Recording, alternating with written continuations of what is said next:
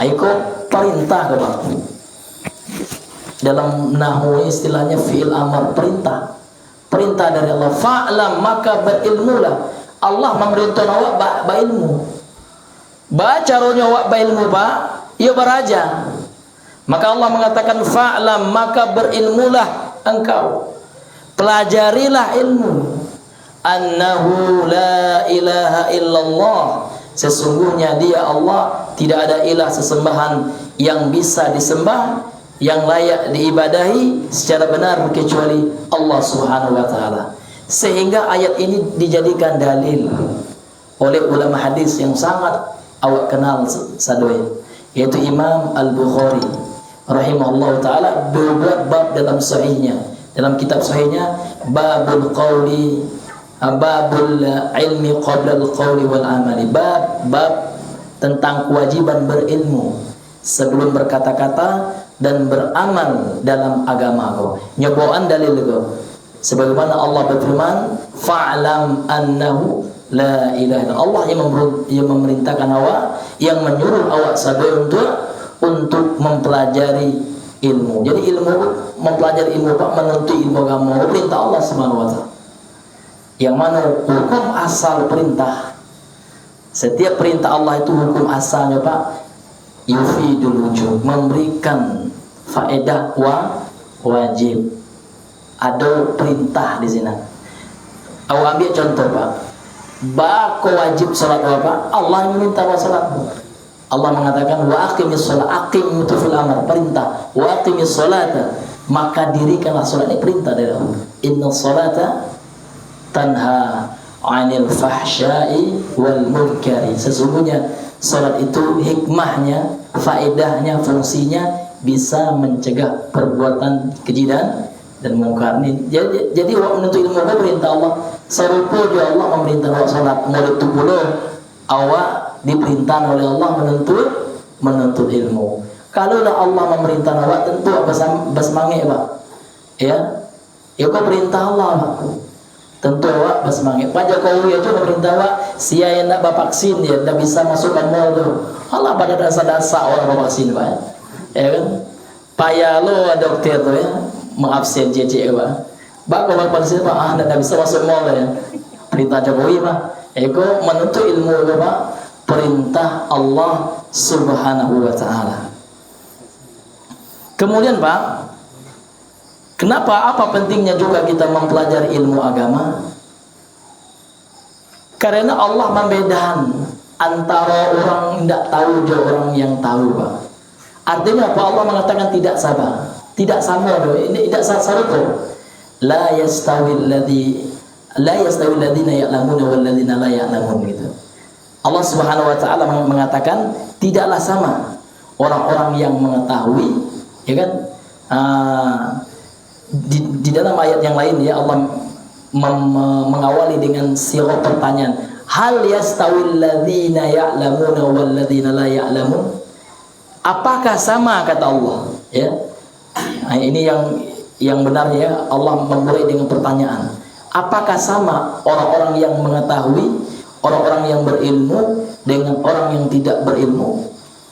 Ini Pak, pertanyaan dari Allah namun menghasil pengingkaran. Inilah yang disebut dengan istilah istifhamul inkari. Bentuk pertanyaan namun menghasilnya Pak, pengingkaran. Ya serupa dengan firman Allah yang lain, ailahun ma'allah. Pertanyaannya bentuknya, apakah ada ilah sesembahan bersama Allah? Jawabannya Pak, tidak ada. Nah, ini pertanyaan namun maksudnya adalah pengingkaran. Seperti juga Allah mengatakan, hal yastawil ladzina ya'lamuna wal ladzina la ya'lamun? Apakah sama, kata Allah, orang-orang yang berilmu dengan orang yang tidak berilmu? Tidak sama. Sehingga dalam ayat yang lain surah Al-Hujurat Allah mengatakan, yarfa'illahu alladzina amanu minkum wal ladzina utul ilma darajat. Allah akan mengangkat ya, kedudukan orang-orang yang beriman di antara kalian dan orang-orang yang diberikan ilmu pengetahuannya beriman Pak. Kemudiannya berilmu akan diberikan kedudukan, akan diangkat derajatnya di atas orang-orang yang beriman namun tidak berilmu. Ini hadirin yang dimuliakan oleh Allah Subhanahu wa ta'ala. Sehingga ketika Allah Subhanahu wa ta'ala berfirman dalam ayat ini, berkata seorang ulama hadis dan ulama fikih, ya, Al-Hafiz Ibnu Hajar Al-Asqalani rahimahullahu ta'ala, qila fi tafsiriha, beliau mengatakan, ya, dikatakan bagian dari tafsir dari ayat ini, yarfa'illahu alladhina amanu minkum walladhina utul ilma darajat. Maka beliau mengatakan qila fi tafsiriha, dikatakan, ya, ada sebagian ulama yang menyebutkan tentang tafsir ayat ini, kata beliau, yarfa'ullahu al-mu'minal 'alima 'alal mu'mini ghairal 'alimi. Allah Subhanahu wa ta'ala akan mengangkat derajat seorang mukmin yang berilmu, ya. Dan Allah tidak mengangkat derajat, ya, Allah mengangkat derajat orang mukmin yang berilmu di atas mukmin yang tidak berilmu. Artinya derajatnya, kedudukannya kelak di sisi Allah ini lebih tinggi daripada mukmin, orang yang beriman, walakin ghairal alim, akan tapi indak berilmu. Rif'atud darajati tadullu 'alal fadli, ya. Tingginya derajat orang-orang yang berilmu itu menunjukkan, kata beliau, kemuliaan yang Allah Subhanahu wa ta'ala agih untuk orang-orang yang berilmu tersebut, ya. Idzil muradu bihi kasratuz thawabi. Bahkan yang dimaksud dengan ditinggikan derajatnya, di antara maksudnya itu, kata beliau, adalah banyaknya thawab, banyaknya ganjaran pahala yang Allah berikan kepada orang-orang yang berilmu. Lain nama awak diangkat derajat awak di sisi Allah, Pak. Nama Pak, namu gitu, ya. Ya, kalau Jokowi memagi pangkat, awak senang dia, Pak, ya. Ini Pak, pangkatnya tinggi. Ini derajat pangkat dari Allah. Tentu itulah yang memberikan motivasi kita, Pak, untuk senantiasa menuntut ilmu agama. Kemudian firman Allah yang lain, ya, Allah Subhanahu wa ta'ala menceritakan tentang Nabi Muhammad dan memerintahkan kepada Nabi Muhammad. Iko Allah Subhanahu wa ta'ala firmankan dalam surat Toha ayat 100 sampai balik, dalam penggalan terakhirnya, Pak. Allah memerintahkan kepada Nabi Muhammad, wa qul rabbi zidni ilma, dan katakanlah wahai Muhammad, katakan, berdoa kepada Allah Subhanahu wa ta'ala, ya Tuhanku, zidni ilman, tambahlah bagiku ilmu. Maka ulama mengatakan Allah tidak pernah memerintahkan kepada Nabi meminta tambahan kecuali meminta tambahan ilmu. Ini menunjukkan apa, Pak? Menunjukkan ilmu itu sangat penting, Pak. Tidak pernah Allah mengatakan dalam Al-Quran, wa qul rabbi zidni amalan, atau wa qul rabbi zidni auladan, wa qul rabbi zidni sayyaratan. Nggak ada. Tidak pernah Allah memerintahkan Nabi untuk meminta kepada Allah tambahan harta, tambahan anak-anak, tambahan dunia. Tidak ada, Pak. Jadi Allah memerintah langsung dalam surat Taha ayat 1 sampai balik, Allah memerintahkan kepada Nabi untuk meminta tambahan apa, Pak? Tambahan ilmu. Ini menunjukkan apa, Pak? Menunjukkan pentingnya ilmu. Tidak akan mungkin Allah menyuruh Nabi-Nya meminta tambahan yang nggak penting, gitu, Pak. Padahal Nabi itu, Pak, orang yang paling cerdas, orang yang paling berilmu. Masih Allah suruh berdoa kepada minta ditambahkan ilmu. Apa dia awak, Pak? Ya, awak jauh ilmu dari Nabi SAW. Bahkan dalam hadis yang dikeluarkan oleh Al-Imam Al-Bukhari, sering kami sampaikan hadis dari Aisyah. Apa kata Nabi SAW? Inna atqakum wa a'lamukum billahi ana. Inna atqakum, sesungguhnya orang yang paling bertakwa di antara kalian, wa a'lamakum, dan orang yang paling a'lam, yang paling berilmu tentang Allah, tentang agama Allah, saya, yaitu siapa? Nabi-nabi aja orang yang paling a'lamun nas biddin, manusia yang paling berilmu tentang agama itu Nabi, Pak. Tidak ada yang bisa mengalami ilmu Nabi itu. Kalau orang kini, Pak, mengecewakan ambu hebat daripada Nabi, ya. Apa itu kecil langsung sase, jangan dulu, Pak, ya kan? Karena Nabi sendiri yang mengatakan beliau orang yang paling berilmu. Bahkan beliau orang yang paling mulia. Bahkan Nabi awak, ya Allah suruh mengikuti beliau. Allah suruh awak menjadikan beliau uswatun hasanah. Ndak pak kiai awak ada pak, ndak tuang guru pak. Kata Allah Subhanahu Wa Taala, laqad kana lakum fi Rasulillahi uswatun hasanah. Ndak ada Allah mengatakan laqad kana lakum fi tuangku, ya uswatun hasanah. Ndak ada pak. Jadi Allah mengatakan sungguh pada diri Rasulullah itu bagi kalian terdapat uswatun hasanah liman kana yarjullaha wal yawmal akhir wa dzakarallaha katsira.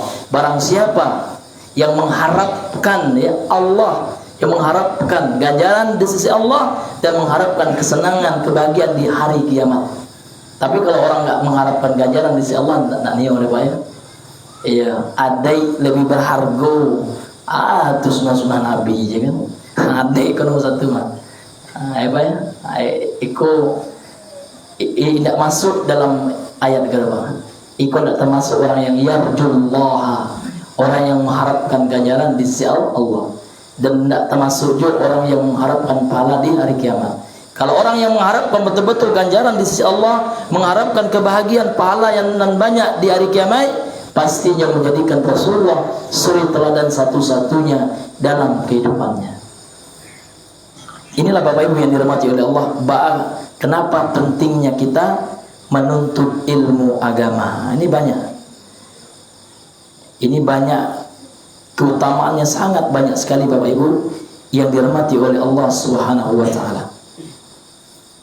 Kemudian Allah Subhanahu wa taala dalam surah Al-Imran menggandengkan persaksian Allah, persaksian malaikatnya, dan persaksian orang yang menuntut ilmu disetarakan oleh Allah.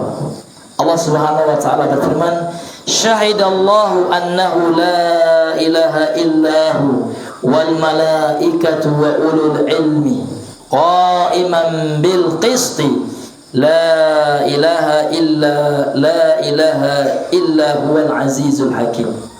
Allah telah bersaksi sesungguhnya tidak ada sesembahan yang berhak disembah kecuali Dia, dan para malaikatnya pun bersaksi, dan orang-orang yang Allah berikan ilmu agama menegakkan kesaksian itu dengan keadilan. La ilaha illahu, tidak ada ilah yang berhak disembah kecuali Dia, ya Al-Azizul Hakim, zat yang maha mulia, zat yang maha bijaksana, yakni Allah Subhanahu wa taala. Lihat dalam ayat ini ulama mengatakan termasuk keutamaan ilmu.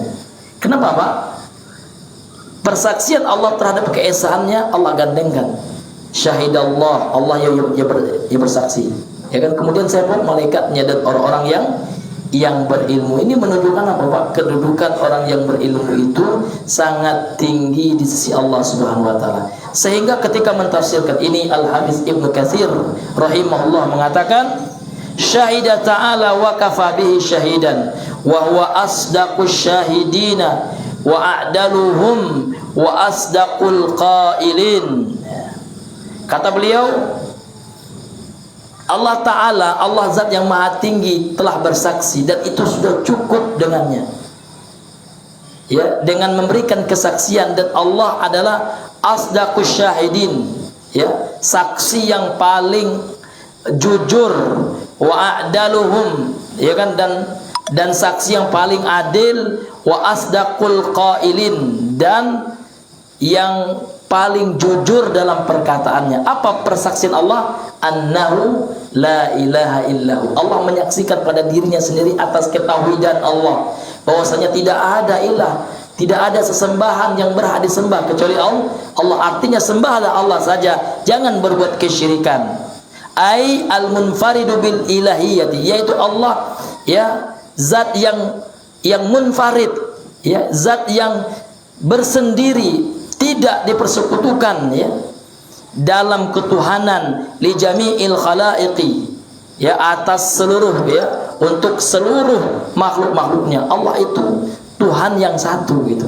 Wa annal jami'a abiduhu wa khalquhu fuqara'un ilaihi, dan seluruh, ya, dan seluruh hambanya, ciptaannya adalah sangat membutuhkan kepadanya, fakir ya kepada Allah, membutuhkan Allah Subhanahu wa taala. Wa huwal ghaniyyu amma siwahu, dan Allah itu sangat kaya, tidak butuh dari apa yang selain Allah Subhanahu wa taala. Akan tetapi kata beliau, lakinillahu yashhadu bima anzala ilaika. Ya, akan tetapi Allah Subhanahu wa taala mempersaksikan terhadap apa yang diturunkan kepada engkau wahai Muhammad. Ini dalam ayat yang lain. Summa qarana syahadata malaikatihi wa ulil ilmi bi syahadatihi. Kemudian Allah menggandengkan antara persaksiannya, antara persaksian malaikatnya dan persaksian orang-orang yang berilmu dengan persaksiannya. Faqala, lantas Allah berfirman seperti yang kita ayat yang kita bacakan tadi, syahidallahu annahu la ilaha illa huwa wal malaikatu wa ulul ilmi. Hadhihi khususiyatun azimatun lil ulama'i fi hadzal maqam. Ini adalah kekhususan yang sangat agung bagi para ulama. Ulama itu jamak dari alim ya, orang-orang yang berilmu agama itu ulama. Jadi ayat ini adalah kata Imam Ibnu Katsir kekhususan yang sangat agung bagi kedudukan para ulama dalam kedudukan. Berdasarkan ayat ini menunjukkan keagungan kedudukan makomnya para ulama, itu kedudukannya agung di sisi Allah Subhanahu wa taala. Kenapa, Pak? Ya karena Allah menggandengkan persaksian para ulama, malaikat ya kan, akan ketauhidan Allah Subhanahu wa taala, akan keesaan Allah Subhanahu wa taala. Jadi kalau seandainya awak ni Allah gandengkan persaksian awak jo malaikatnya Allah, makhluk yang dekat dengan Allah, malakul muqarrabun, malaikat yang didekatkan kepada Allah, maka tidak bisa dan tidak mungkin kita dapatkan melainkan awak menjadi orang yang berilmu. Dan ilmu Rasulullah telah mengatakan innamal ilmu bita'allum wa innamal fiqhu bitafakkur wa innamal hilmu bitahallum. Sesungguhnya ilmu itu hanya didapat dengan dipelajari. Ini Nabi yang mengatakan, Pak, alladzi la yantiqu anil hawa in huwa illa wahyu yuha. Zat yang tidak berbicara, seseorang yang tidak berbicara dengan hawa nafsu.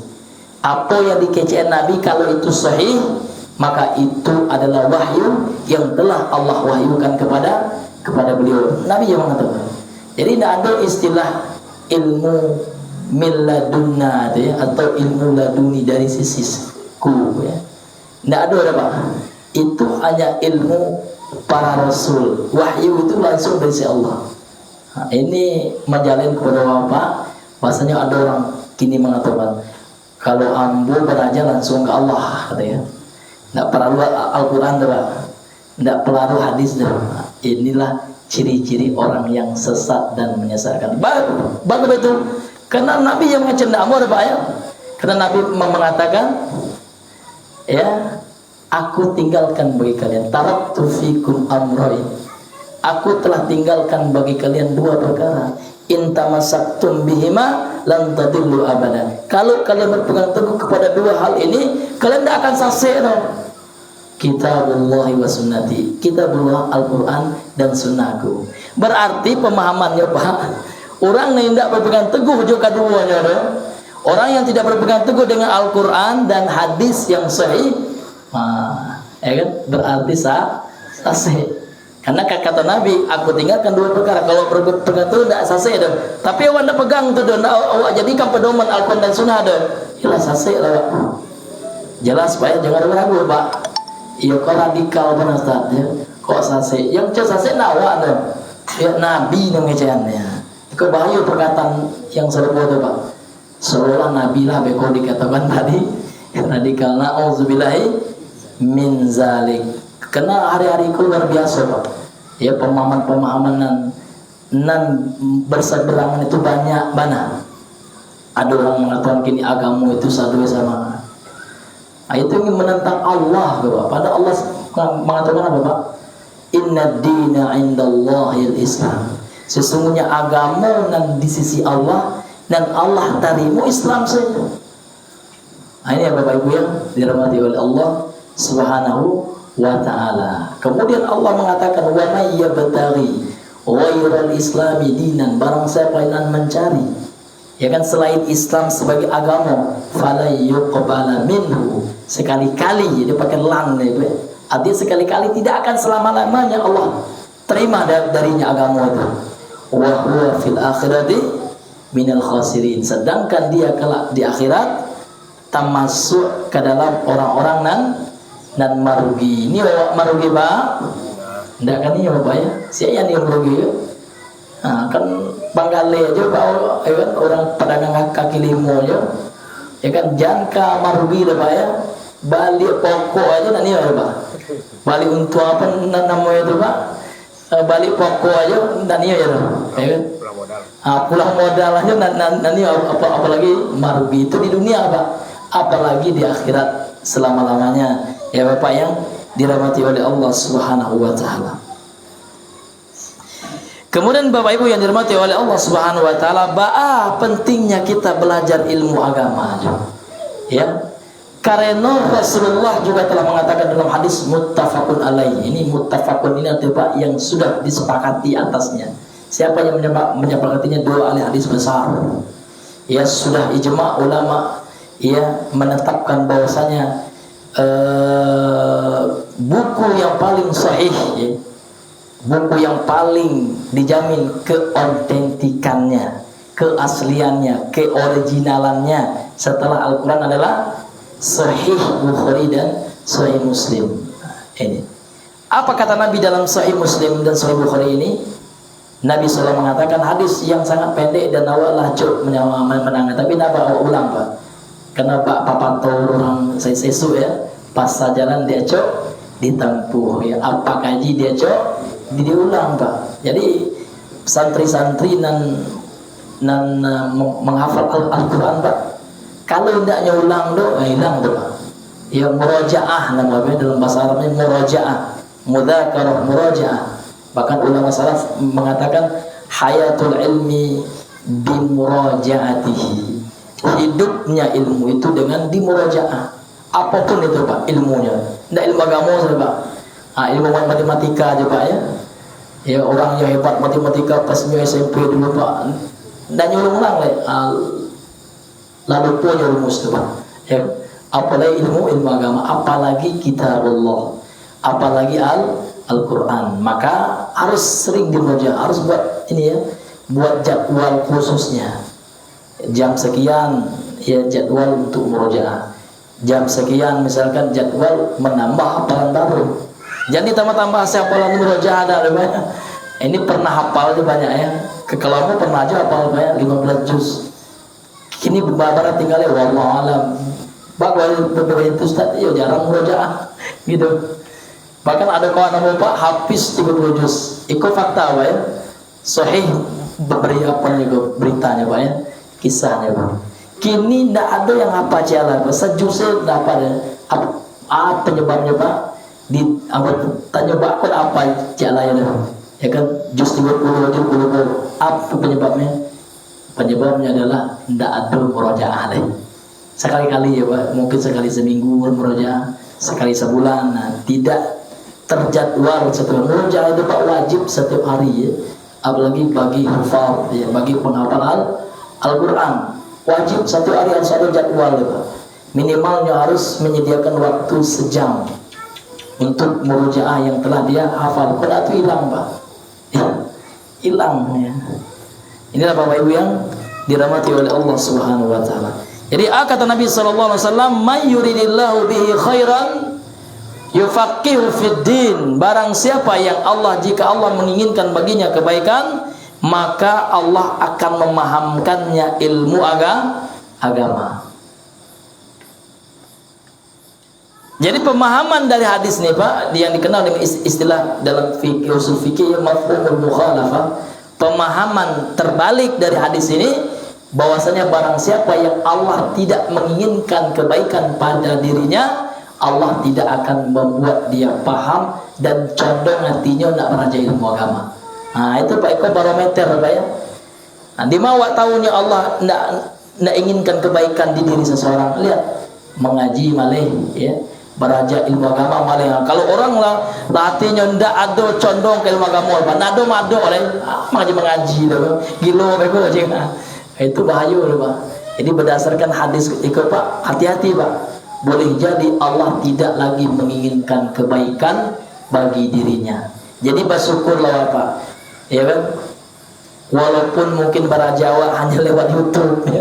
Tapi lain ada je pangana ke beraja, pasti masih ada kebaikan yang Allah inginkan pada diri seseorang Pak. Tapi kalau ndak ada le Pak ya, ndak ada pangana, ndak ada madu seti Allah di hatinya Pak ya. Jangankan hadir dan majelis ilmu ya. YouTube tentang agama ndak cali aja deh kan. Ini bahaya Pak. Koreksilah hati ya Pak. Ya. Kalau meninggal sempat waktu itu nauzubillah, boleh jadi kita meninggal di atas su'ul khatimah. Na'udzubillah min zalik. Qala Ibnu Taimiyah rahimahullahu taala, berkata Imam Ibnu Taimiyah rahimahullahu taala ini dalam kitab beliau Majmu'ul Fatawa. Ya. Kata beliau, kullu man arada Allah bihi khairan la budda ay yatafaqqaha fid dini, faman lam yatafaqqah fid dini lam yuridillahu bihi khairan. Subhanallah. Kata beliau, setiap orang yang Allah inginkan baginya kebaikan, maka harus dia belajar ilmu agama. Faman lam yatafaqqah fid din, dan barang siapa yang tidak mempelajari ilmu agama, lam yuridillahu bihi khairan, berarti Allah tidak menginginkan kebaikan bagi dirinya. Ini Pak, ini menunjukkan kepada kita pentingnya menuntut ilmu agama. Jadi menuntut ilmu agama itu Pak, tidak untuk Pak Ustadznya dong, tidak untuk kawan awak dong, untuk diri kita sendiri. Untuk apa Pak? Supaya awak menjadi terbaik di sisi Allah. Jangan mempelajari ilmu agama nan tinggi-tinggi Pak, awak kaji-kaji rendah aja Pak. Orang yang mengajarkan ikro aja Pak. Nah, ini kan sering disampaikan oleh Ustadz ya, dalil itu keutamaannya. Keutamanya Pak, khairukum man ta'allama al-Qur'ana wa 'allamahu. Hadis riwayat Imam Bukhari dari sahabat Utsman bin Affan. Khairukum, kata Rasulullah, orang yang terbaik di antara kalian siapa? Man ta'allama al-Qur'ana, orang yang mempelajari Al-Qur'an. Ya. Jangan bercerita kita tentang tafsir dulu, tentang ilmu qiraat ya. Iqra aja loh Pak. Doa membaca huruf hijaiyah yang benar sesuai dengan kaidah tajwid, ya kan, dengan sifat-sifat hurufnya. Ini adalah orang yang terbaik di sisi Allah. Allah inginkan berarti kebaikan baginya. Untuk itu Pak, jangan awak malih mengaji Pak. Kalau awak ingin menjadi orang terbaik di sisi Allah, ingin mendapatkan kebaikan dari Allah Subhanahu wa taala, bersemangat. Ini pentingnya kita mempelajari ilmu agama.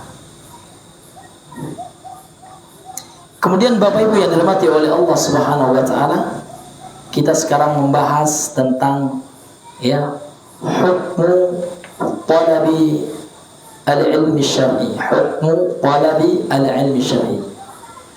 Hukumnya mempelajari ilmu agama. Nah, Pak, mungkin itu menjadi pertanyaan bagi kita. Ya, mungkin kita sudah tahu ya, maka tidak mengapa kita ulang lagi pembahasan ini. Karena menuntut ilmu agama kan ibadah. Ibadah itu ada hukum masing-masing Pak. Salat ada hukumnya, puasa ada hukumnya.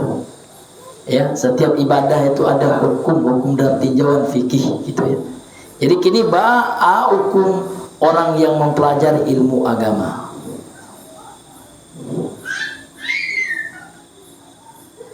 Maka Bapak Ibu yang dirahmati oleh Allah Subhanahu wa taala, orang yang mempelajari ilmu agama, kalau seandainya mempelajari sesuatu yang wajib kita amalkan. Contoh tauhid. Tauhid itu wajib Pak. Tauhid itu rukun Islam yang pertama. Bunyal Islamu ala khamsin. Islam dibangun atas 5 hal.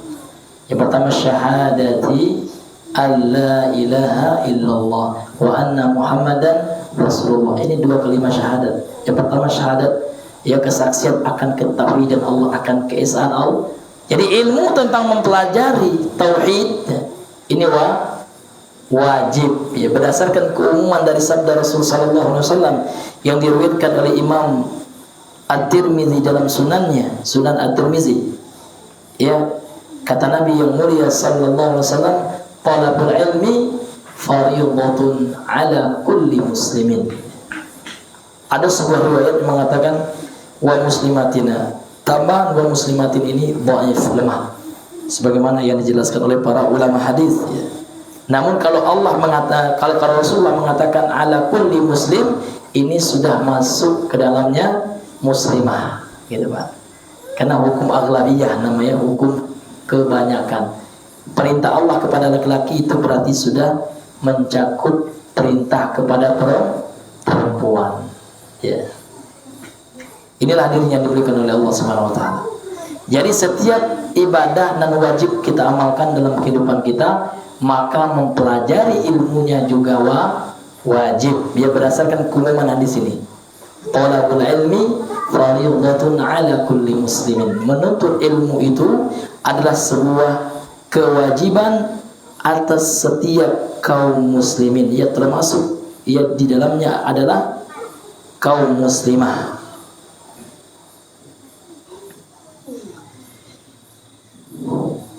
Kemudian kalau seandainya kita baca ya pendapat para ulama, qala al-Qurrafi, berkata Imam al-Qurrafi rahimahullahu taala, afta ashabuna radhiyallahu anhum. Imam al-Qurrafi ini adalah ya salah seorang ulama ya yang bermadhab Syafi'i, ya. Kata beliau, telah berfatwa sahabat-sahabat kami dari ulama madhab Syafi'i bi annal ilma ala qismaini, bahwasanya ilmu itu ada dua macam.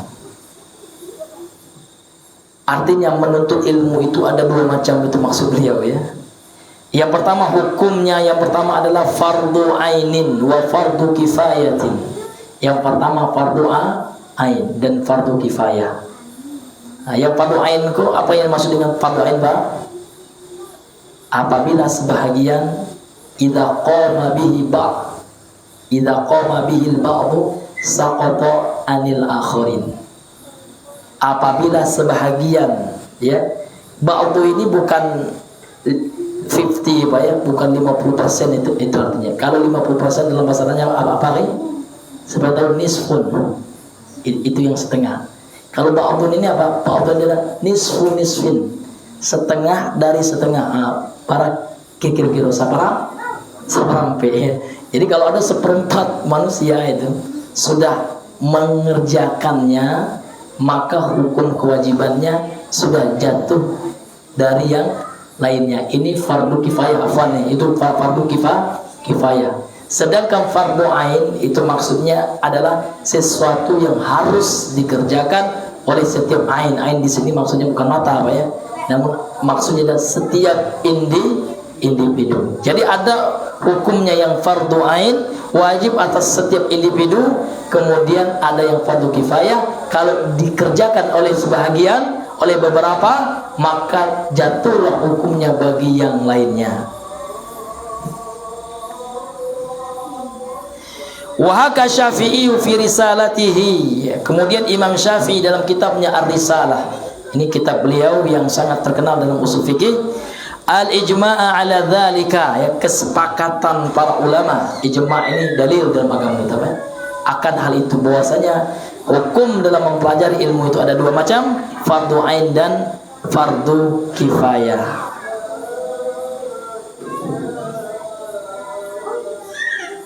Iya. Jadi yang mana yang fardu ain itu, ya? Qala An-Nawawi, berkata Imam Nawawi rahimahullahu taala, al-awwal, yang pertama fardul aini, fardu ain, menuntut ilmu. Yang mana huwa? Yang mana itu ilmu yang fardu ain dipelajari itu? Kata Imam Nawawi rahimahullahu taala, wa huwa, ya, ta'allamu al-mukallafi ma la yata'adda al-wajibul ladzi ta'ayyana alaihi fi'luhu illa bihi ka kaifiyatil wudu'i was salati wa nahwihima. Maka ilmu yang hukumnya fardu ain dipelajari adalah seperti seorang mukallaf, orang yang telah dibebankan agama baginya, mempelajari Apabila ilmu itu dia tidak pelajari, maka dia tidak akan bisa mengerjakan kewajiban yang hukum kewajiban itu adalah fardu ain baginya, seperti cara berwudu dan sholat dan yang semisalnya. Jadi seperti yang setelah saya sampaikan, ini persis yang disampaikan oleh Imam Nawawi di sini. Ini adalah dalam kitab Muqaddimah Al-Majmu', yaitu Majmu' Syarhil Muhazzabnya Imam Nawawi. Jadi yang fardu ain itu yang mana, Pak? Ilmu yang fardu ain yang awak pelajari itu adalah ilmu yang mana ibadah yang kita kerjakan itu hukumnya wajib, yang tidak bisa diwakilkan. Salat bisa diwakilkan, Pak? Begolah salat ya kan, labian setelah ya tidak bisa, Pak. Karena salat ya wajib ini fardu ain, tidak bisa diwakilkan. Jadi mempelajari salat hukumnya fardu ain. Jadi kalau orang tidak bisa salat, Pak ya, tidak tahu rukun salat, ya kan, tidak bisa baca Al-Fatihah, itu rukun salat, Pak. Nabi mengatakan la salata liman lam yaqra bi Fatihatil kitab. Tidak sah salat seorang yang tidak baca Al-Fatihah. Ya kan, membaca ini enggak asal baca, Pak, membaca dengan benar, ya. Dia membaca dengan benar gitu. Maka kita wajib mempelajarinya, Pak. Segala sesuatu yang berkaitan dengan ibadah wajib ini. Yang pertama kita mulai dari tauhid, ya. Karena mentauhidkan Allah itu hukumnya, Pak, wajib. Kemudian salat hukumnya, Pak, wajib. Puasa di bulan Ramadan apa hukumnya, Pak, wajib. Kalau yang fardu kifayah, ya, sesuatu yang apabila ada sekumpulan manusia yang melakukannya, jatuh hukum wajibnya tadi, Pak. Nah, yang mana yang fardu kifayah itu, Pak, seperti mempelajari ilmu mawaris, ya, ilmu faraid, ilmu tentang pembagian harta waris. Nah, itu bukan fardu ain, ya, Pak, ya. Ini fardu kifayah. Dan seperti mempelajari ilmu hadis, seperti mustalah, ya, mempelajari rijalul hadis, ilmu jarh wa ta'dil, ini hukumnya fardu kifayah. Kalau sudah ada orang yang mempelajarinya, lah jatuh hukum wajibnya untuk awak. Ya, Pak ya, awak tidak berdosa lagi tidak mempelajarinya, karena sudah ada yang mewakilkan ini. Masuk dulu, surat dulu terunjuk. Ya, karena waktu awal masuk, insyaallah awak lanjutkan background sedikit ya, pembahasan tentang masalah pendahuluan dalam mempelajari ilmu agama. Sallallahu ala nabiyina Muhammad wa ala alihi wa ashabihi wa sallama tasliman katsira. Assalamualaikum warahmatullahi wabarakatuh.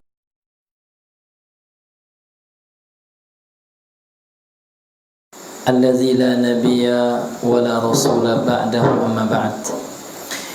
Bapak Ibu sidang jemaah Isya rahimani wa rahimakumullah, kembali kita melanjutkan pembahasan kita pendahuluan di dalam mempelajari ilmu agama. Sedikit telah kita bahas tentang urgensi mempelajari ilmu agama. Apa pentingnya mempelajari ilmu agama awak? Sudah awak bacakan tadi, sudah kita jelaskan tadi sekelumit ya, sedikit tentang masalah itu. Karena kalau kita bahas panjang tentang pentingnya untuk ini sangat banyak sekali, Pak. Menghabiskan beberapa jam gitu, Pak ya. Dengan waktu yang singkat ini kami ringkas. Kemudian juga tentang hukum mempelajari ilmu agama sudah kita jelaskan berdasarkan sabda Nabi SAW bersabda, "Thalabul ilmi fariidhatun ala kulli muslim." Menuntut ilmu itu wajib hukum atas setiap muslim. Namun wajib ini ulama membagi dua. Ada yang wajib ain atau dikenal dengan istilah fardu ain, ada pula yang wajibnya fardu kifayah. Dan sudah kita jelaskan yang fardu ain itu adalah setiap ibadah yang wajib awak kerajuan, yang wajib kita lakukan, kalau tidak awak kerajuan berdosa awak. Jadi mempelajari ilmu tentang ibadah itu hukumnya wajib. Nah, kemudian qala al-Imam Ahmad, berkata Imam Ahmad rahimahullahu taala, alladzi yajibu 'alal insani min ta'limil Qur'an, yang diwajibkan bagi manusia dari mempelajari Al-Qur'an, wal ilmi ma la budda minhu fi salatihi wa iqamati dinihi. Yang pertama Al-Qur'an ini wajib dipelajari kata beliau, dan ilmu yang mengharuskan darinya seseorang di dalam mengerjakan salatnya. Ini sudah kita jelaskan ya. Jadi salat apa hukumnya, Pak? Wajib. Jadi mengilmui, mempelajari tentang salat ini wajib pula hukumnya. Wa iqamati dinihi, dan menegakkan agamanya, agama-agama yang berupa sesuatu yang wajib awak lakukan, maka mempelajari ilmunya wajib pula. Maka ada sebuah kaidah, Pak, ini harus kita pahami, Pak, yang disepakati oleh ulama usul fikih. Ma la yatimmu bihil wajib illa bihi fahuwa wajibun. Apa saja yang tidak sempurna pelaksanaan suatu kewajiban kecuali dengannya. Jadi yang ini juga hukumnya wajib. Artinya setiap sarana, Pak, setiap sarana yang menjadi penyempurna sebuah kewajiban, artinya kalau tidak ada sarana itu tidak terlaksana yang wajib berapa, maka sarana itu hukumnya wajib. Demikian juga sholat. Sholat tidak akan bisa orang melaksanakan secara benar kecuali dengan mempelajari ilmu sholat, fikih sholat yang benar. Jadi mempelajari fikih sholat hukumnya apa? Wajib pula, Pak. Seperti itu. Ya. Wa aqallu ma yajibu 'ala ar-rajuli min ta'limil Qur'an Fatihatul Kitabi wa suratan. Dan yang paling minimal yang diwajibkan atas seseorang di dalam mempelajari Al-Qur'an adalah mempelajari surat Al-Fatihah, ya kan, dan 2 surat. Nah, ya Pak ya, dan dua surat ini disebutkan oleh Imam Ahmad dalam kitab Tabaqatul Hanabilah pada jilid yang pertama halaman 104. Ini Pak, dalam buku Nanul Wajib. Ini Pak. Jadi kata beliau, kalau Al-Qur'an itu yang minimal yang wajib dibaca itu dipelajari itu yang apa? Al-Fatihah. Makanya Pak, kita harus ditekankan betul-betul mempelajari surat Al-Fatihah itu. Karena seperti hadis dan Nabi sampai tadi, Pak, la sholata, kata Nabi, tidak sah salat. Dia cuma awat tunggang kita, ya kan? Bagi orang yang tidak membaca Al-Fatihah. Bukan asal baca nih, Pak. Membaca dengan bacaan yang benar dan memahami makna serta artinya. Ya, dulu orang baca Al-Fatihah, Pak. Ya. Padahal hebat, Pak. Padahal dalam prestasi dunia ranking 1 Olimpiade fisika misalnya. Maco Al-Fatihah, ya, lengkong-lengkong ya, lidah patah-patah lidah, Pak. Ada pula dokter, Pak, dokter spesialis bedah detail dunia, Pak. Baca Al-Fatihah, Pak, ya Allah, ya. Khawatir dia terkena ancaman Allah dalam surat Ar-Rum ayat 7. Itu kata, Pak, ya'lamuna zahiran minal hayatid dunya, kata Allah. Mereka hanya mengetahui yang tampak dari kehidupan dunia, hebat dalam masalah dunia. Wahum anil akhirati hum ghafilun. Sedangkan mereka lalai dalam perkara akhirat. Tidak peduli jo akhirat, depan. Jo ilmu akhirat apa lagi? Jo sholat aja tidak peduli, bahkan ilmu sholat depan ya. Ini na'udzubillah, Pak. Maka ketika mentafsirkan ayat ini sering kami sampaikan, Imam Ibnu Katsir menukilkan perkataan Al-Imam Ibnu Abbas, ya, sahabat Nabi, pentafsir ulum. Bahkan beliau diberi gelar Turjumanul Quran, ya, penterjemah Al-Quran yang hebat di masa Nabi. Penterjemah ini maksudnya Pak, pentafsir gitu. Sahabat yang mulia, sahabiyun jalil Ibnu Abbas radhiyallahu anhu, ibnu ammi Rasulillah sallallahu, anak pamannya Rasul sallallahu alaihi wasallam itu Abbas, beradik kakak aja Abdullah, ayah Nabi sallallahu. Apa kata Ibnu Abbas ketika mentafsirkan ayat ini? Hum kuffar. Yang dimaksud dengan ayat ini adalah orang kafir, katanya. Bagus itu. Ya'lamuna zahiran, ya'lamuna umrana dunia. Mereka itu paham tentang bangunan-bangunan dunia, paham tentang ilmu dunia, pakar benar Pak, pintar. Kalau berbicara tentang komputernya ahli lo, Pak, hacker lo jelek. Kalau berbicara tentang membuat rumah, arsitek. Nah, pintar mana, Pak?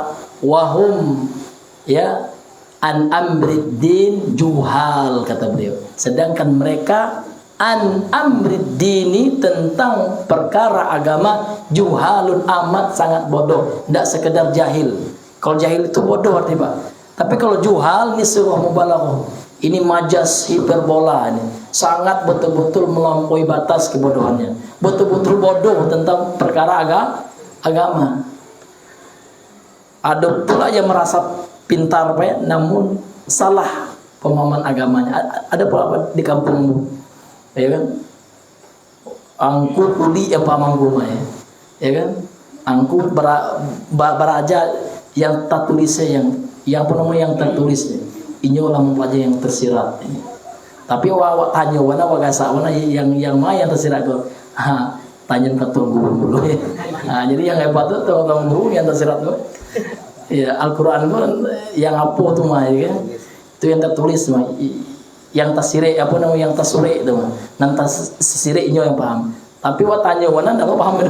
Pangku paham itu mah. Ini na'udzubillahi min zalik. Inilah hadirnya dimuliakan oleh Allah Subhanahu wa taala, pentingnya apa? Hukum kita mempelajari ilmu agama ini. Ya, wajib Pak. Kalau apa yang berjualan, ini wajib mempelajari hukum jual beli, Pak. Iya. Maka para ulama mengatakan ya, tidak dihalalkan masuk ke pasar kami barang siapa yang tidak paham tentang ilmu jual beli. Ilmu jual beli itu tidak lo payah-payah apa ya? Ya tidak seperti ilmu kimia lah, Pak. Ya kan, tidak seperti ilmu teknik nuklir ya. Mudah ya, Pak. Ya, tahu apa yang jual itu modalnya itu harus dari hasil yang halal, ya kan? Kemudian tidak boleh menutupi kekurangan produk dan awak jual. Ya Pak ya, awak gini main menjual apa? Main menjual ayam, ya kan? Ayam awak kok kakinya lah patah, sabar apa? Awak kecil rancak ayam apa ya? Ya, lah cacik Pak nak ada ya. Rancak sadar itu boleh Pak. Dia beli itu menipu namanya Pak ya. Ya, kemudian ketika menimbangnya gampang Pak. Jadi awak tahu hukum-hukum yang salah itu. Ya. Jadi itu wajib awak mempelajarinya Pak. Ya kan? Dan sesuatu yang wajib awak amalkan seperti itu Pak. Jadi wajib kita mempelajarinya.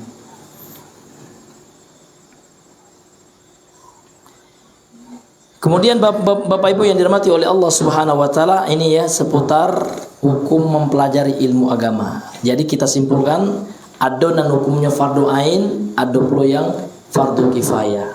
Kalau fardu ain tadi wajib untuk setiap individu.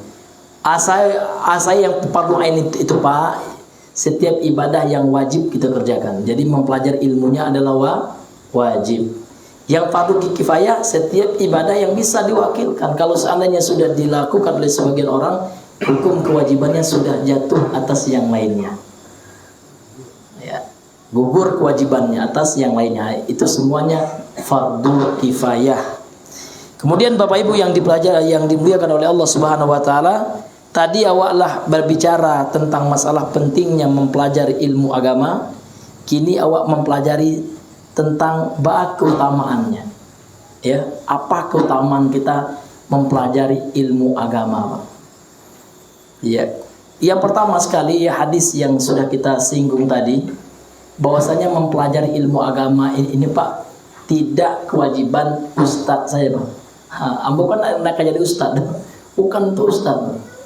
Mempelajari ilmu agama kok atas setiap muslim, Pak. Saya yang mengaku muslim. Jadi wajibnya mempelajari ilmu agama. Nan pedagangnya beraja juga, nan petaninya beraja juga, ya. Nan tukang ambil lauk di lawinya wajib juga, Pak. Seluruh kaum muslimin itu wajib, Pak. Jadi yang belajar ilmu agama, Pak, tidak hanya untuk siapa? Untuk santri saja. Tidak hanya orang yang belajar di instansi lembaga-lembaga keagamaan saja, tidak ada, Pak. Apa pentingnya Pak? Apa keutamaannya kita mempelajari ini? Sangat banyak sekali, luar biasa banyak. Yang pertama, mempelajari ilmu agama, keutamaannya adalah untuk mendapatkan kebahagiaan yang abadi di sisinya, yakni surganya Allah Subhanahu wa taala. Kalau berbicara tentang surga, Pak, Allah Subhanahu wa taala menyuruh awak berlomba-lomba. Tidak pasal santai deh, Pak ya. Ketika Allah dalam Al-Quran menyebutkan tentang sifat-sifat sarungmu yang banyak itu, apa kata Allah? Fabidzalika falyatanafasil mutanafisun. Maka oleh sebab itu kata Allah, maka hendaknya orang itu tanafus, berlomba-lomba. Kalau orang kini Pak berlomba-lomba mencari harta Pak, ya, berlomba-lomba mencari dunia, ya. Mencari dunia boleh, tidak mengapa Pak, ya. Namun jangan lupakan akhirat kita. Jangan sampai di awak sibuk mencari dunia, lupa beraja. Padahal beraja ini wajib hukumnya. Dan beraja itu Pak tidak harus setiap hari, ya. Minimal wak beraja sekali sepekan, supaya adalah hadirnya kan seperti itu. Tapi kalau seandainya wak tidak sama sekali beraja, itu yang, ya, itu yang parahnya Pak, ya. Na'udzubillahi min zalik. Jadi kata Nabi SAW dalam hadis yang sering kami sampaikan, sering pula wak dengar. Kata Nabi SAW, man salaka tariqan yaltamisu fihi ilman, sahalallahu lahu tariqan ilal jannati. Barang siapa yang menempuh satu jalan, berusaha maksudnya, di dalam mencari ilmu agama, di dalam mendapatkan ilmu agama, sahalallahu lahu, Allah akan memudahkan baginya tariqan ilal jannah, jalan ke surga. Jadi jalan ke surga itu bare Pak. Bahkan kita harus meniti sebuah sirat, sebuah jembatan, ini sebutkan dalam hadis sahih. Dan jembatan itu punya pengait, ya. Ada orang yang menempuhnya, disebutkan dalam hadis oleh Nabi sallallahu alaihi wasallam, tertatih-tatih lambe ya, mode keong Pak. Le tahu keong Pak? Ule itu Pak. Lambe jalan Pak. Berdasarkan amalnya, mungkin nyo lambe-lambe lu nya salat dulu. Iya kan? Orang nak salam lambe male pada kamu saja, ya. Kataku ya nyo mode keong banyak jalan di sirat itu Pak. Ada orang yang jalan ke sirat itu capeknya Pak. Ada lo yang capek bana, ini sesuai dengan amalannya. Dan untuk memudahkan jalan menempuh itu Pak, salah satu upayanya adalah menuntut ilmu agama. Ini janji Nabi Pak. Kalau janjinya manusia mungkin dia mungkir, ya kan? Apalagi orangnya ada sifat-sifat kemunafikan gitu kan. Wa idza tumina khana, wa idza wa'ada akhlafa, kan gitu. Kalau seandainya dia berjanji, dia mungkir. Ya. Tapi kalau Nabi tidak Pak, ya, Nabi itu adalah, ya, shadiqul masduq, itu sifatnya. Shadiq itu arti orang yang jujur, masduq orang yang dianggap jujur, ya, orang yang dibenarkan gitu. Tidak hanya sejujur beliau, namun beliau juga disepakati akan kejujurannya, dibenarkan apa yang beliau katakan. Sebelum diangkat menjadi rasul saja beliau sudah diamanahkan oleh orang-orang kafir Quraisy, dititipkan barang-barang mereka. Kalau orang kafir Quraisy, ya, melakukan rihlah, perjalanan, ya kan, dalam perdagangan ke negeri Syam, ya, mereka itu Pak menitipkan barang-barangnya sama Nabi sallallahu alaihi wasallam sebelum diangkat jadi rasul nih Pak, sebelum berusia sampai 10 tahun lah terpercaya. Makanya beliau dapat gelar Al-Amin. Al-Amin itu artinya Pak orang nan dipercaya, orang yang terpercaya. Apalagi sudah diangkat menjadi rasul, tentulah tingkatan keamanahannya Nabi, kejujuran Nabi itu sangat tinggi sekali sallallahu alaihi wasallam. Ini Nabi yang mengatakan, barang siapa yang menempuh suatu jalan menuntut ilmu agama, Nabi mudahkan nanti jalannya menuju surga. Leni awak dimudahkan jalan ke surga Pak. Lai Pak, ikut caranya Pak. Kalau ada taklim di musola aku Pak, ya kan, datang Pak, ya, tidak merugi ya Pak, ya, dan pahalanya itu gadang. Kau bacakan pahala orang yang menghadiri majelis ilmu, ya. Kata Nabi sallallahu alaihi wasallam dalam hadis sahih, ya, man ghada ila masjidin, barang siapa yang pergi ke masjid, ghada di sini maksudnya dhahaba, ya, la yuridu illa an yata'allamal khaira aw li yu'allimahu, tidak ada yang dia inginkan melainkan untuk mempelajari kebaikan. Kebaikan apakah yang lebih terbaik dari Al-Quran? Ada oleh Pak. Al-Quran itu petunjuk kita Pak. Hudal lil muttaqin, hudal lin nas, hudal lil muttaqin. Ini bukan luar biasa. Mukjizat yang terbesar Rasul sallallahu alaihi wasallam. Sumber ilmu Al-Quran itu Pak. Ilmu akidah dari Al-Quran juga referensinya. Ilmu fikih Al-Quran di referensinya. Sumber ilmu, bahkan ilmu bahasa Arab pun syahidnya adalah Al-Quran referensinya.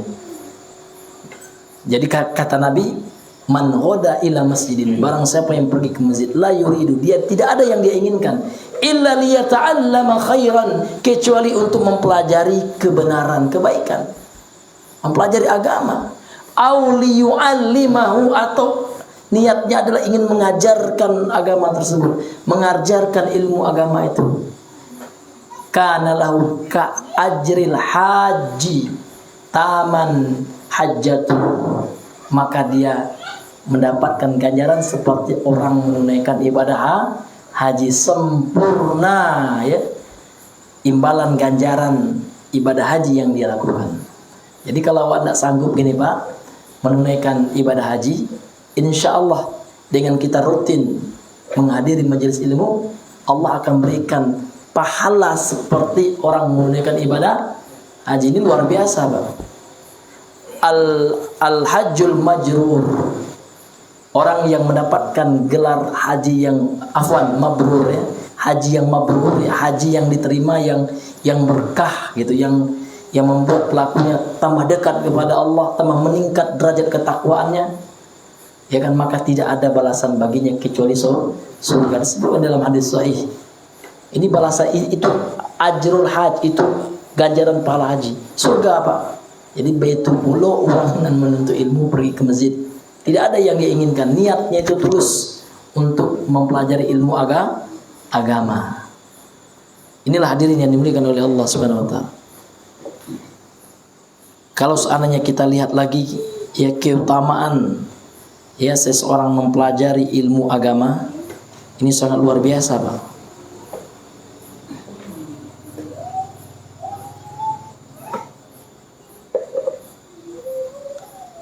Awak cari hadisnya, qala Rasulullah sallallahu alaihi wasallam.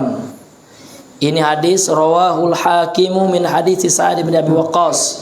Ini hadis diriwayatkan oleh Imam Hakim dalam kitabnya Al-Mustadrak ala Sahihain, ya, dari sahabat Sa'ad bin Abi Waqqas, dan Imam Al-Hakim mensahihkan hadis ini, wa wafaqahu Az-Zahabi, kemudian disetujui kesahihannya oleh Imam Az-Zahabi, wa rawahu Tabrani, kemudian juga hadis ini diriwayatkan oleh Imam At-Tabrani.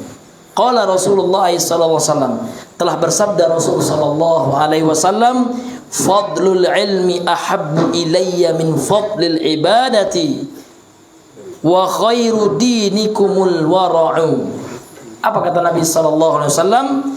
Keutamaan ilmu lebih aku cintai, lebih paling, itu lebih ini artinya paling aku cintai daripada keutamaan beribadah, dan sebaik-baik agama kalian adalah sifat wara'. Wara' itu apa Pak? Wara' itu adalah menjaga diri dari perkara-perkara mubah, sehingga ketika dia lakukan perkara mubah ini, jatuh dia ke dalam perkara yang haram. Ini orang yang wara' itu Pak, ya. Jadi orang yang wara' ini dia meninggalkan sesuatu yang hukum asalnya mubah gitu. Namun dia ya tahu kalau seandainya yang mubah ini akan dia lakukan, akan terjerumus dia kepada yang haram. Contoh orang yang wara', Pak, ya. Ya, contoh orang yang wara', ya. Inyo pai ke pasar gitu Pak, ya. Jadi di pasarku ada orang yang lagi melakukan bakti sosial, artinya bagi makanan, tapi orangnya non muslim. Makanan yang dibagi kok bercampur Pak. Ada makanan yang halal, ada goreng ayam, ada pula di sampingnya, ya, goreng babi misalnya Pak. Jadi orang yang wara' kok Bapak inyo hindari itu semua Pak, ya. Ya. Karena nyo menjaga dirinya Ya khawatir kalau seandainya makan di sini beko nyota makan yang haram gitu Pak ya. Nah, ini ditinggalkan itu yang waro itu Pak ya. Ini hadirin yang diberikan oleh Allah Subhanahu wa taala. Ini banyak contohnya dalam kehidupan kita sehari-hari. Ya kan? Banyak bakumpul induk-induk yang cantik. Para wanita yang sangat berparas cantik gitu Pak ya. Nah, ndak payah ke situ deh Pak. Batu Pak. Karena kalau nyopai di sini nyo menjaga hatinya ya. Ya kan? Inyo menyangkut kalau seandainya ambo pai kasinan beko jatuh ambo ke dalam dosa dan terjadi sesuatu yang bisa menimbulkan syahwat. Ditinggalkannya itu dalam rangka menjaga agama itu termasuk yang wara gitu. Ini hadirnya diberikan. Ini yang agama yang paling dicintai oleh Nabi sallallahu alaihi wasallam. Jadi yang kita ambil dalam hadis ini Pak, bahwasanya Nabi mengatakan keutamaan dari ilmu itu lebih Nabi cintai daripada ibadah. Ibadah di sini maksudnya akan dijelaskan oleh para ulama, ibadah yang hukumnya sunnah. Jadi daripada mengerjakan ibadah yang sunnah, misalkan sholat sunnah, kemudian ada ibadah menuntut ilmu, yang waduh duluan, yang lebih Nabi cintai adalah menuntut ilmu. Mari kita bacakan ya perkataan-perkataan daripada para ulama kita. Qala al-Marwadi, qala al-Mawardi, berkata Imam al-Mawardi, ini salah seorang ulama ya Pak ya, yang bermadzhab Syafi'i, kemudian beliau punya buku ya tentang hukum politik Islam gitu ya, hukum tata negara gitu ya. Ahkamus Sultaniyah ya nama bukunya, Imam al-Mawardi rahimahullahu taala. Kata beliau, qala Rasulullah sallallahu alaihi wasallam, fadlul ilmi khairun min fadlil ibadah. Beliau mengatakan, Rasulullah sallallahu alaihi wasallam telah bersabda, keutamaan mempelajari ilmu ini lebih baik daripada keutamaan beribadah. Maksudnya adalah ibadah sunnah. Wa inna ma kana kadzalika li anal ilma yub'atsu ala fadlil ibadati, yab'atsu an fadlil ibadati. Kenapa seperti itu? Karena dengan ilmu ya seseorang itu bisa mengetahui, dengan ilmu dia bisa mengetahui tentang keutamaan ibadah. Maka ya penting orang mempelajari ilmu. Di mana tahu ibadah itu ada fadilah keutamaannya? Tentu dengan ilmu. Ya, tentu kita membaca hadis itu ilmu ya. Tentu awak membaca hadis tentang keutamaan ibadah. Maka daripada itu ilmu itu lebih utama dari ibadah-ibadah yang sunnah. Wal ibadatu ma'a khuluwi fa'iliha minal ilmi biha qad la takunu ibadatan. Dan sebuah ibadah yang disertai ya ketidaktahuan, kekosongan pelakunya dari ilmu tentang ibadah tersebut, yang disertai dengan ketidaktahuan orang yang melaksanakan ibadah dengan ibadah tersebut, qad la takunu ibadah ya, terkadang itu tidak dikatakan ibadah karena orang yang melakukannya itu tidak berdasarkan ilmu, kata beliau ya. Ma'khulu fa'iliha ya, khulu itu artinya kosong ya, dengan kekosongan pelakunya, fa'il itu pelakunya, pelaku ibadah ini, orang yang melakukan ibadah ini tidak ada ilmunya gitu ya. Ya. Ini hadirin, dan ibadah yang dilakukannya itu tidak dinilai ibadah oleh Allah karena memang didasari dengan kejahilan Pak, ikut-ikutan. Ya, bagus sholat Pak, iya om, cari tetanggamu sholat jo ya. Ya Pak ya. Ini Pak ya, ini contoh yang tidak berilmu gitu Pak ya. Tapi kalau orang tanya bagus sholat Pak, karena sholat itu wajib hukumnya Pak, rukun Islam yang kedua, berilmunya. Apalagi dari lebah ya, masya Allah. Tapi salahnya berdakwah tuh ya. Nah itu Pak. Jadi tidak adat ya, tidak kebiasaan. Karena banyak juga orang yang beribadah kini Pak, dasarnya kebiasaannya Pak. Ambola biasa kata itu uduk ya. Baku uduk ke seperti itu Pak. Kok mukolo yang dibasuh dulu. Awalnya biasa murid itu Pak. Ada yang uduk murid itu. Nah, ini tidak berilmu nih Pak. Orang berilmu itu rukun wudu itu Pak. Ya kan, apalagi jadinya ya. Wa idza kuntum ila sholati faqsilu wujuhakum wa aydiyakum ila al-marafiq wamsahu bi ru'usikum wa arjulakum ila al-ka'bain. Apalagi hadis ya kan? Ya kan tentang dalil wudu gitu kan. Kalau misalnya nyoba dawat ya. Tapi nyoba paham aja ini ilmu wudu itu. Ya kan lah dikatakan dia beribadah di atas ilmu. Jadi yang tidak itu sih itu Pak ikut-ikutan. Kata orang itu padanya tampaknya tahu landasan argumentasi alasan tersebut. Karena ikut terjadi Pak, ini tidak hanya terjadi di tengah-tengah orang awam. Di sebagian teman-teman yang juga menisbahkan diri kepada Ahlussunnah wal Jamaah dan juga mengaku salafi juga, saya pernah merasakan yang seperti ini, mengalaminya Pak. Jadi dulu Pak ketika ambo beraja di Padang, waktu itu kebetulan pernah ambo di bukan kebetulan Pak ya, sudah ditakdirkan oleh Allah pernah belajar di IAIN dulu, gini jadi UIN di Imam Bonjol tuh. Sekitar tahun 2007. Jadi waktu itu ambo beraja ya, belajar alhamdulillah dengan Ustadz LB Syam, ada waktu itu ada Ustadz Abdul Halim ya, yang aktif memberi kajian di manhaj Ahlussunnah.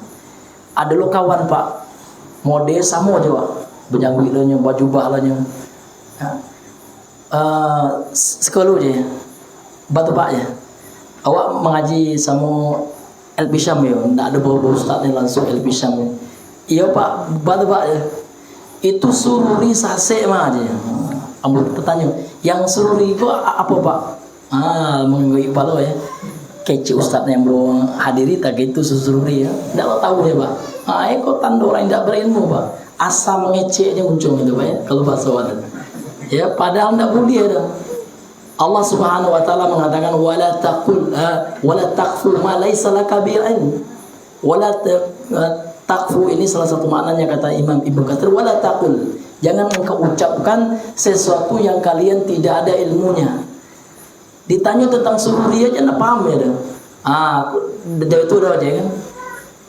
Kalau enggak paham aku lah awak bertanya ke Ustaz Ambu. Itu.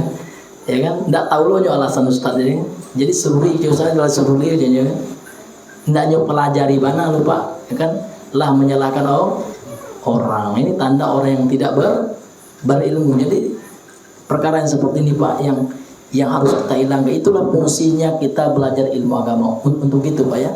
Tujuan kita mempelajari ilmu agama ini Pak, salah satu tujuannya adalah untuk mendapatkan surga. Kemudian tujuannya untuk apa Pak?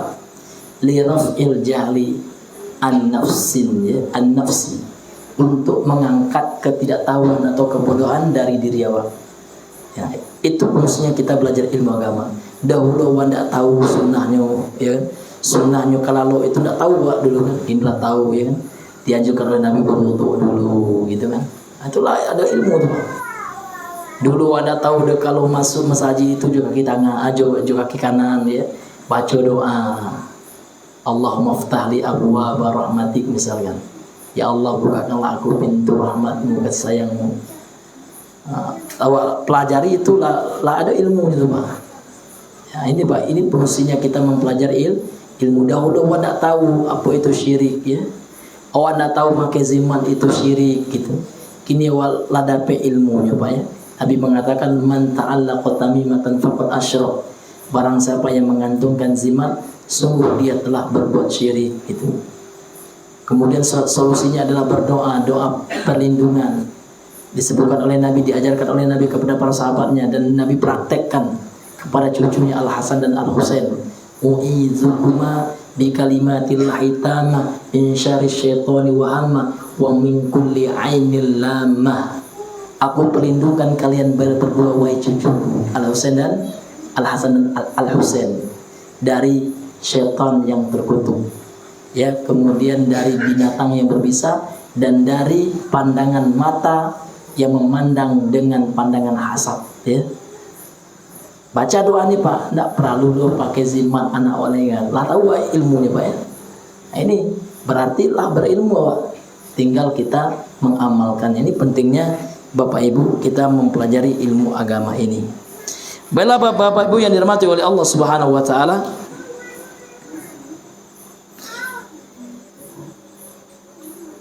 Wa an Abi Hurairah wa Abi Dzarrin qala, dari Abu Hurairah dan Abu Dzar, mereka berdua telah berkata, babun minal ilmi nata'allamuhu ahabbu ilaina min alfi rak'atin tatawwuan wa babun minal ilmi nu'allimuhu umila bihi aw lam yu'mal ahabbu ilaina min mi'ati rak'atin tatawwuan. Ini dalam tatawwuan dalam kitab Al-Faqih wal Mutafaqih ya, juz yang pertama halaman 101 ya. Abu Hurairah radhiyallahu anhu dan Abu Dzar radhiyallahu anhu, mereka berdua telah mengatakan babun minal ilmi, satu bab dari ilmu, nata'allamu, yang kami pelajari, ahabbu ilaina, itu lebih kami cintai, min alfi rakaatin, daripada 1000 rakaat tatawuan, salat sunnah. Ini satu bab ilmu, Pak. Lebih dicintai oleh Abu Hurairah dan Abu Dzar. Abu Hurairah ini main-main ya, Pak. Ini sahabat Nabi ini, ahli hadis di zaman Nabi, perawi hadis terbanyak nih, Pak. Nah, mungkin beliau berkata tanpa ilmu, tentu beliau dengar dari Nabi sallallahu alaihi wasallam.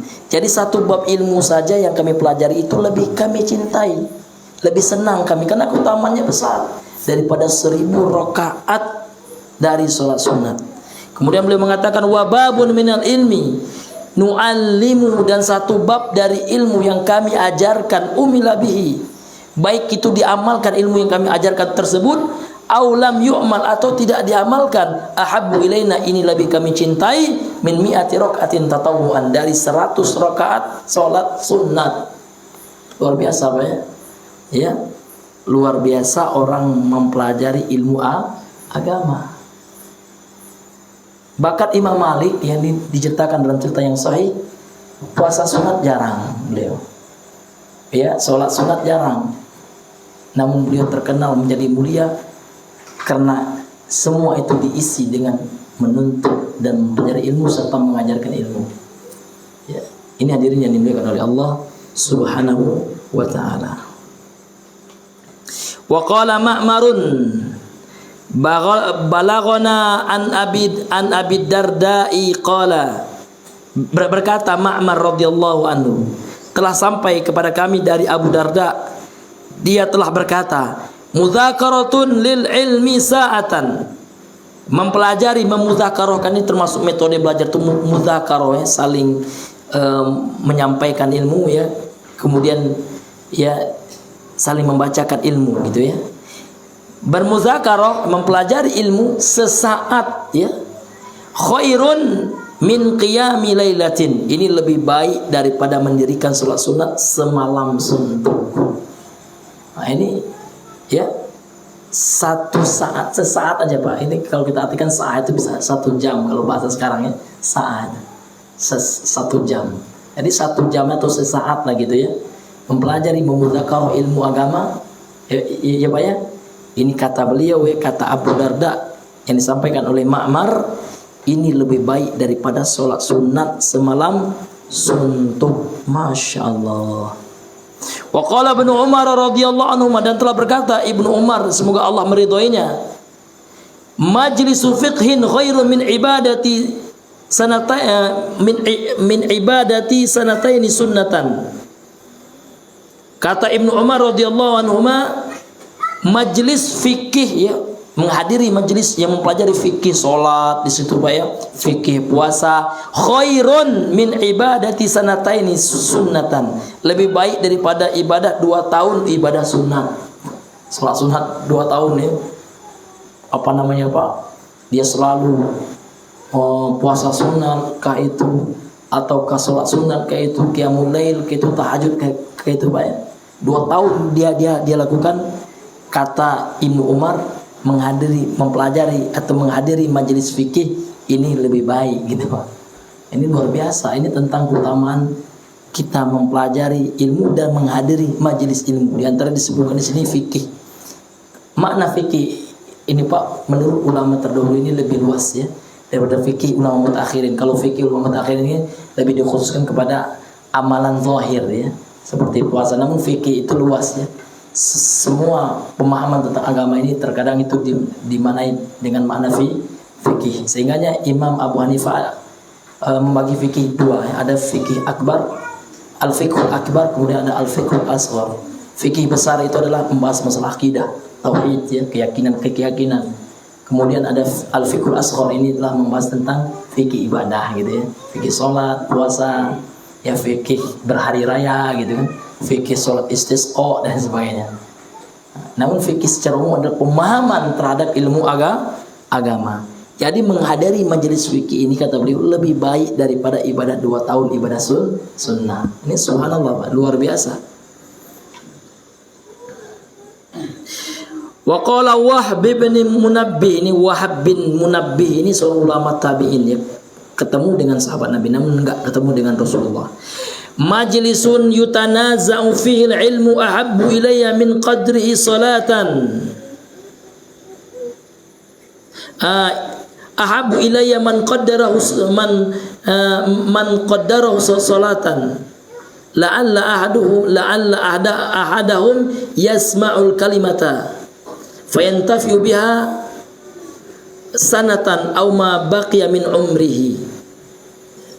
Kata beliau, sebuah majlisun yutanaza'u fil ilmu ya, yang dibahas ini. Yutanaza ini artinya yang dibahas ya.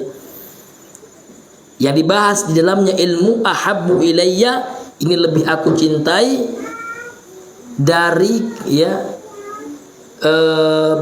dari bandingannya solat ya, daripada solat lah gitu ya, dari kedudukan solat. Jadi menghadiri majelis ilmu yang dipelajari ilmu dinai ini lebih saya cintai kedudukannya ya kan daripada solat. Yang dimaksud ini adalah solat sunnah. La'alla ahadahum yasma'ul kalimata, ya kan, semoga di antara salah seorang di antara mereka mendengar sebuah perkataan tentang ilmu yang disampaikan, yantafi'u biha, akan bermanfaat ya kan bagi orang itu dari ilmu, satu kata ilmu yang disampaikan ya kan, sanatan, 1 tahun gitu Pak ya. Artinya 1 tahun itu akan bermanfaat dari satu kata dari ilmu yang disampaikan kepadanya yang bermanfaat baginya. Au ma baqiya min umri, atau yang tersisa dari umurnya. Ya, ini asar ini rawahu Darimi, diriwayatkan oleh Imam Ad-Darimi. Wa qala Husain Salim ya, Asad isnaduhu sahih, dan berkata Imam Husain Salim Asad ya, isnaduhu sahihun, isnadnya sanad-sanad dari riwayat ini adalah sahih. Ini hadirin yang dimuliakan oleh Allah Subhanahu wa taala. Ini banyak lagi ya, kalau kita baca banyak lagi perkataan ulama yang menunjukkan ya bahwasanya pentingnya ilmu tersebut. Wa qala Zarkashi qala Ar-Rabi'u sami'tu Syafi'i rahimahullahu taala yaqul, dan telah berkata Imam Az-Zarkashi, telah berkata Rabi', ini muridnya Imam Syafi'i, sami'tu Syafi'iyya, aku telah mendengar Imam Syafi'i rahimahullah taala yaqul, berkata, talabul ilmi afdalu min salatin nafilati, menuntut ilmu itu pahalanya lebih utama daripada mengerjakan salat sunnah. Ini luar biasa Pak.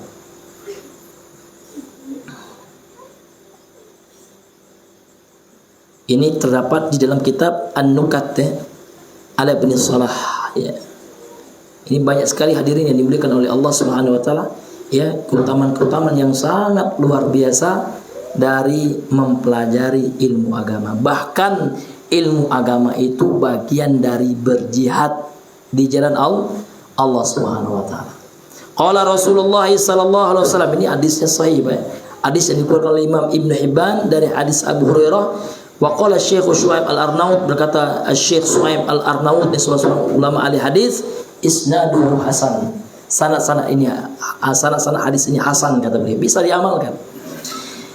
Qala Rasulullah sallallahu alaihi wasallam yaqul, telah bersabda Rasul sallallahu, beliau bersabda, man dakhala masjidana, barang siapa yang masuk ke dalam masjid kami, hadza, masjid kami ini, liyata'allama khairan aw yu'allimahu, untuk mempelajari kebaikan atau mengajarkannya, kana kal mujahidi fi sabilillah, maka dia akan mendapatkan pahala seperti pahala orang yang berjihad di jalan Allah. Luar biasa pahala jihad itu ya, bahkan orang-orang yang salah paham terhadap jihad rela mati Pak demi pahalanya, demi dapat surga apa wanita bidadari gitu kan. Ini hadisnya sahih. Dan menuntut ilmu agama ini bagian dari berjihad, Pak. Ya, ini bagian dari berjihad di jalan Allah Subhanahu wa taala.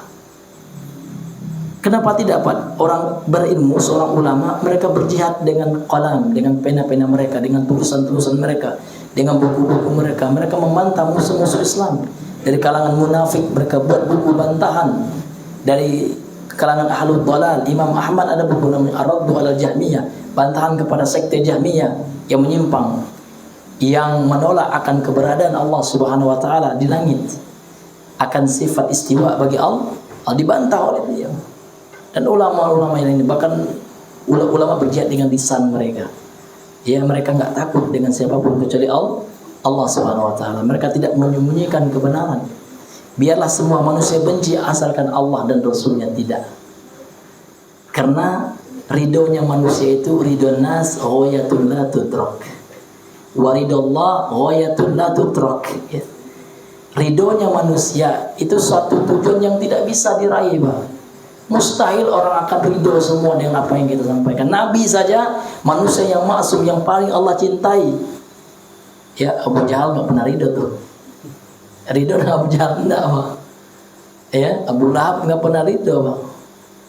Orang-orang kafir, orang-orang munafik, ya. Abdullah bin Ubay bin Salul enggak pernah ridho kepada Rasulullah. Padahal beliau orang-orang yang paling hikmah dalam berdakwah. Apalagi kita. Biasa, Pak, ada masjid kita mau dibakar orang atau dibakar orang, kita diganggu, tidak biasa. Bahkan nabi-nabi dahulu ada yang digergaji, dibunuh oleh pengikutnya, biasa aja.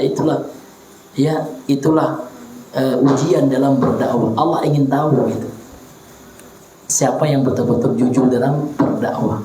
Namun tetap kita berdakwah dengan cara yang hikmah, yang diajarkan oleh Rasulullah SAW gitu.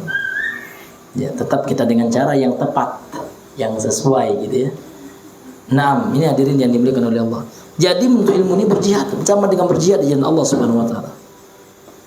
Wa man dakhalahu li ghairi dzalika, dan barang siapa yang memasukinya, yakni memasuki masjid Nabi bukan karena hal itu, bukan untuk belajar kebaikan, bukan untuk mengajarkan kebaikan, niatnya mungkin untuk nengok-nengok aja ya. Kana kan nadhir ila ma laysa lahu, ini seperti orang yang melihat ya, nengok-nengok kepada sesuatu yang bukan untuknya ya. Rawahu Ibnu Hibban min hadis Abi Hurairah. Hadis ini dikeluarkan oleh Imam Ibnu Hibban dari sahabat Abu Hurairah dan dihasankan oleh Syekh Su'aib Al-Arnaut. Inilah hadirin yang dimuliakan oleh Allah Subhanahu wa taala.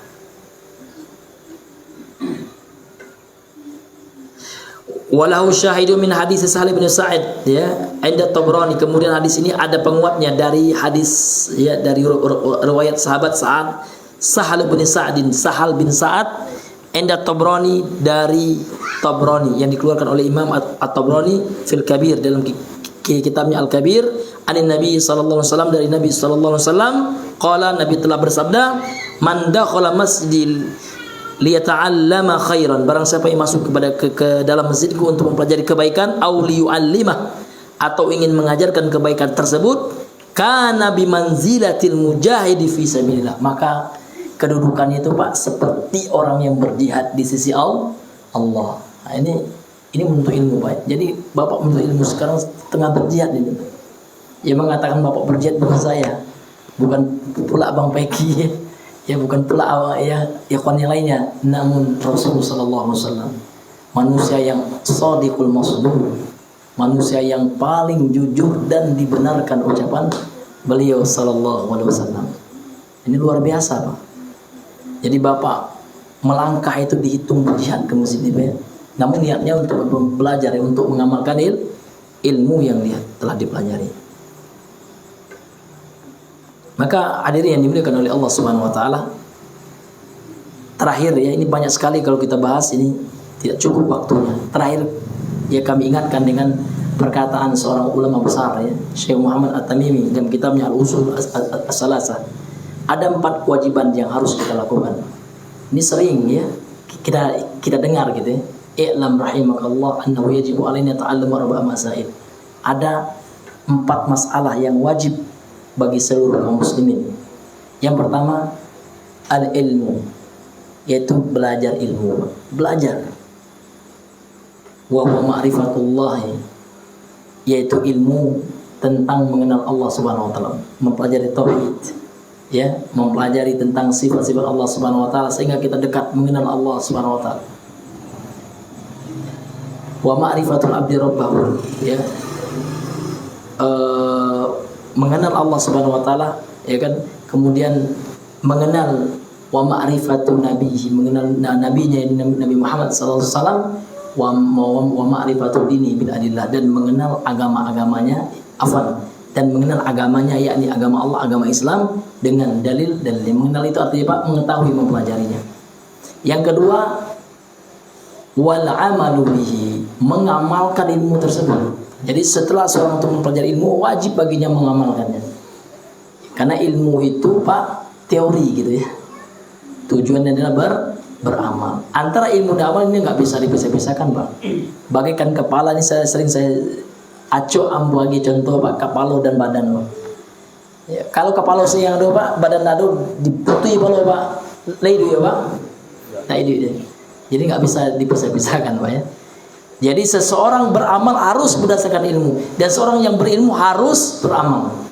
Dua hal yang tidak boleh dipisah-pisahkan. Kemudian setelah dia beramal apa yang harus dilakukan, wada'watu ilaih, dia harus mendakwahkan ilmunya tersebut. Karena ini sifatnya umat Rasulullah sallallahu alaihi wasallam. Ya. Qul hadhihi sabila Yusuf. Qul hadhihi sabili. Katakan wahai Muhammad, katakan kepada umatmu, inilah jalanku, jalannya Rasulullah. Ad'u ilallah, berdakwah, ini jalannya Rasulullah. Jadi berdakwah ini adalah bukan kewajiban ustadz. Ini banyak salah Pak. Ya ustadz saya yang berdakwah. Ya. Berdakwah ini pasti sesuai dengan kemampuan. Orang yang punya harta bisa berdakwah, bisa dengan hartanya. Dia menyupport dakwah. Ya. Dia punya harta, dia infakkan misalkan ke lembaga-lembaga tahfiz Al-Quran misalkan. Anak-anak belajar Al-Quran yang luar biasa pahalanya. Berdakwah dengan cara seperti itu Pak. Dia petani Pak, bisa juga dia berdakwah dengan dia berbuat jujur dalam bertani. Dia tidak pakai obat-obat yang kalau seandainya terkontaminasi dengan dengan buah yang dihasilkan bisa merusak kesehatan misalkan. Ya, dia berdakwah dengan kejujurannya, dengan akhlaknya. Dakwah dengan akhlak, dakwah dengan perbuatan ya. Jadi kita semua harus berdakwah ya, mengajak orang kepada Allah, baik itu dengan lisan ya, maupun dengan akhlak kita. Kalau kita belum bisa menyampaikan dengan ilmu kita, ya dengan akhlak kita. Ya, kita menunjukkan akhlak Islam yang baik. Ini loh Islam itu. Modekolah Islam itu. Kalau mengecek tidak berbohong ya. Kalau berjualan jujurnya. Itulah bagian dari dakwah Pak. Pas waktu sholat pai ke masjidnya ya. Terkadang kawannya Masya Allah ya. Dalam hati ketenya nio pula ya. Nio pulonya Pak ya. Gilo lah masjid seperti sian itu ya. Lama rasanya katanya. Ya. Mudah-mudahan nio asbab hidayah. Sebab hidayah bagi semuanya dengan akhlaknya. Tapi kalau berilmu Pak, ya kan, mempelajari ilmu agama, mempelajari dalil-dalilnya, bisa menyampaikan, berdakwah dengan lisan, mengajarkan kebaikan. Semua kita berdakwah kepada Allah SWT tentu dengan ya kapasitas keilmuan kita, tentu dengan keadaan kita masing-masing. Orang yang menguasai IT, memiliki ilmu tentang teknologi, berdakwah dengan teknologi, men-share kajian-kajian yang mensupport dakwah Ahlussunnah, men-share ustaz-ustaz yang kompeten di bidangnya. Mudah-mudahan dia mendapatkan ya pahala ketika ada orang yang mendapatkan hidayah sebab sharean yang dia share di media sosial tersebut. Ustaz yang menyampaikan dapat pahala, dia yang ikut andil men-share kajian ustaz juga dapat pahala. Ini hadirin yang dimuliakan oleh Allah Subhanahu wa taala. Kemudian setelah itu as-sabru alaihi, sabar. Karena sudah menjadi sunnatullah Pak, sudah menjadi sebuah keniscayaan. Orang yang berdakwah pasti diuji oleh Allah. Diuji ya dengan apa Pak? Dengan keluarga biasanya. lah sasi lo baca gue ya, lo janggu lo ya. Alasan yang lo pakai nih seperti itu, diuji dengan keluarganya Pak, dicemooh terkadang. Sabar Pak ya, itu makanya perlu kita sabar. Ya kalau Nabi tidak sabar panas sampai Islam kepada Bapak. Kalau baper Nabi kan, ya dicemooh tapi kan. Nabi dikecen gilo Pak, dikecen tukang syair Nabi. Ya luar biasa Pak, bahkan Nabi ditalo jebatu. Kalau bahasa kampungmu ditalo ya. Ya dibayar jebatu oleh orang Taif. Nabi sabar, tidak berhenti Nabi untuk menyuarakan kebenaran. Tidak berhenti Nabi. Jadi kalau awak dicumai orang, jangan lupa malah awak cukurnya gue ya. Cumai orang tadi kamu kan. Kamu panjangnya seserah kan. Kamu pesa meter panjangnya. Cek jelek dia. Kalau tata Julai kau ya. Jangan sampai kita kendor gitu Pak ya. Iya. Tidak berani lagi menyampaikan tentang kesyirikan ya. Di take down lah itu semacam ya. Ini sudah sunatullah memang seperti itu Pak. Ya, bahkan kalau kita dengar cerita-cerita orang tua kita dulu dalam sunnah ini, Ustaz Yazid berapa kali mau dibunuh. Enggak hanya dicaci, mau dibunuh Pak. Dikepung rumah beliau, dibakar rumah beliau, dilempar ya. Inilah sunnatullah itu seperti itu. Ya, sabar ya, penting sabar. Jangan membuat kita surah itu malah saya mendakwakan sunnah oleh payah mana ya. Cai orang talilan tuh lah, lama apa ya. Cari aman ya. Ini Pak, ini hati luntur ya, kekokohan kita, keistimewaan kita dalam maka perlunya sabar Pak. Sabar mendengar ocehan orang, sabar mendengar gunjingan orang, sabar Bapak. Ya, alun manga-manga ujian yang Allah sudah timpakan kepada orang-orang sebelum para nabi itu orang yang paling besar ujiannya. Bahkan Nabi pernah dibunuh oleh kaumnya. Dibunuh luar biasa. Namun mereka tetap kokoh di atas akidah, tetap kokoh mendakwahkan agama yang benar. Mudah-mudahan awak yang ada di Sikoba diberikan oleh Allah keistiqomahan dan ditolong oleh Allah Subhanahu wa taala. Allahumma ya muqallibal qulub, tsabbit qulubana ala ta'atika wa ala dinik. Allahumma amin. Jadi sebelum ambo tutui kenalah jam 9 lewat. Mungkin ada di antara Bapak Ibu yang ingin bertanya, kalau seandainya ambo ada ilmunya, insyaallah bagi di majelis kita malam hari ini. Untuk itu kami persilakan.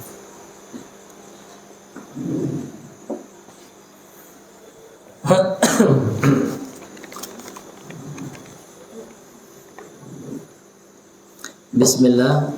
Ya Ustadz, bagaimana seseorang yang bermaksiat di saat sendiri dan beribadah tatkala dilihat orang lain, apakah ini termasuk syirik kepada Allah? 2. Apa persiapan seorang dalam menuntut ilmu agama ya Ustadz? 3. Apakah diam orang yang berilmu beda dengan diam orang yang tidak berilmu ya Ustadz?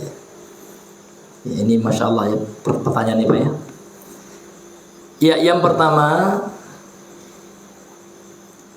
orang yang ketika sendiri dia bermaksiat dan ketika di tengah-tengah temannya berada bersama temannya dia ya rajin beribadah. Ini dilihat kondisi orangnya dulu. Kalau orangnya itu ketika sendiri dia bermaksiat dan dia senang dengan maksiat itu Pak. Memang dia senang dengan maksiat itu. Dan ketika bersama teman alim, ini jatuh ke dalam perbuatan kemunafikan. Beda dengan orang yang berbuat maksiat, namun setelah maksiat itu dia menyesal betul ya. Dia tergoda oleh syaitan gitu ya. Dan setelah itu dia bertobat kepada Allah Subhanahu wa taala.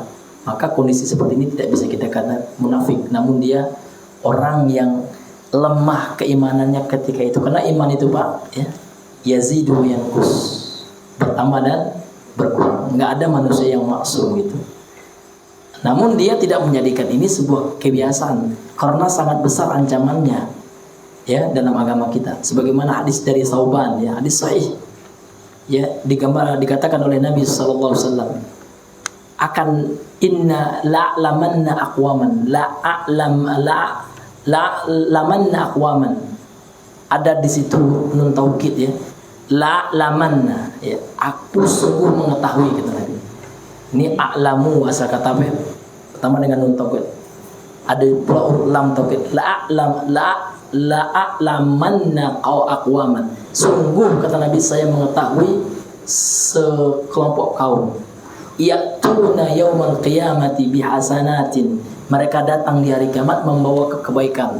Disebutkan di dalam hadis itu kebaikannya sangat banyak sekali, seperti gunung, seperti perumpamaan gunung yang besar gitu ya, gunung yang berwarna putih besar gitu ya. Akan tetapi faja'alahallahu, dan Allah Subhanahu wa taala menjadikan amalan yang banyak itu haba'an mansura, ya, seperti debu yang tidak berarti, yang diterbangkan oleh angin, dan tidak ada artinya, nggak ada nilai ibadahnya yang banyak itu. Ketika mendengar hadis ini, para sahabat bertanya, "Man hum ya Rasulullah, siapa yang kau maksud ini? Sifhum lana." Ya, tunjukkan sifatnya seperti apa? Seperti apa? Maka Nabi mengatakan, mereka itu berasal dari kaum kalian, dari umat Islam gitu.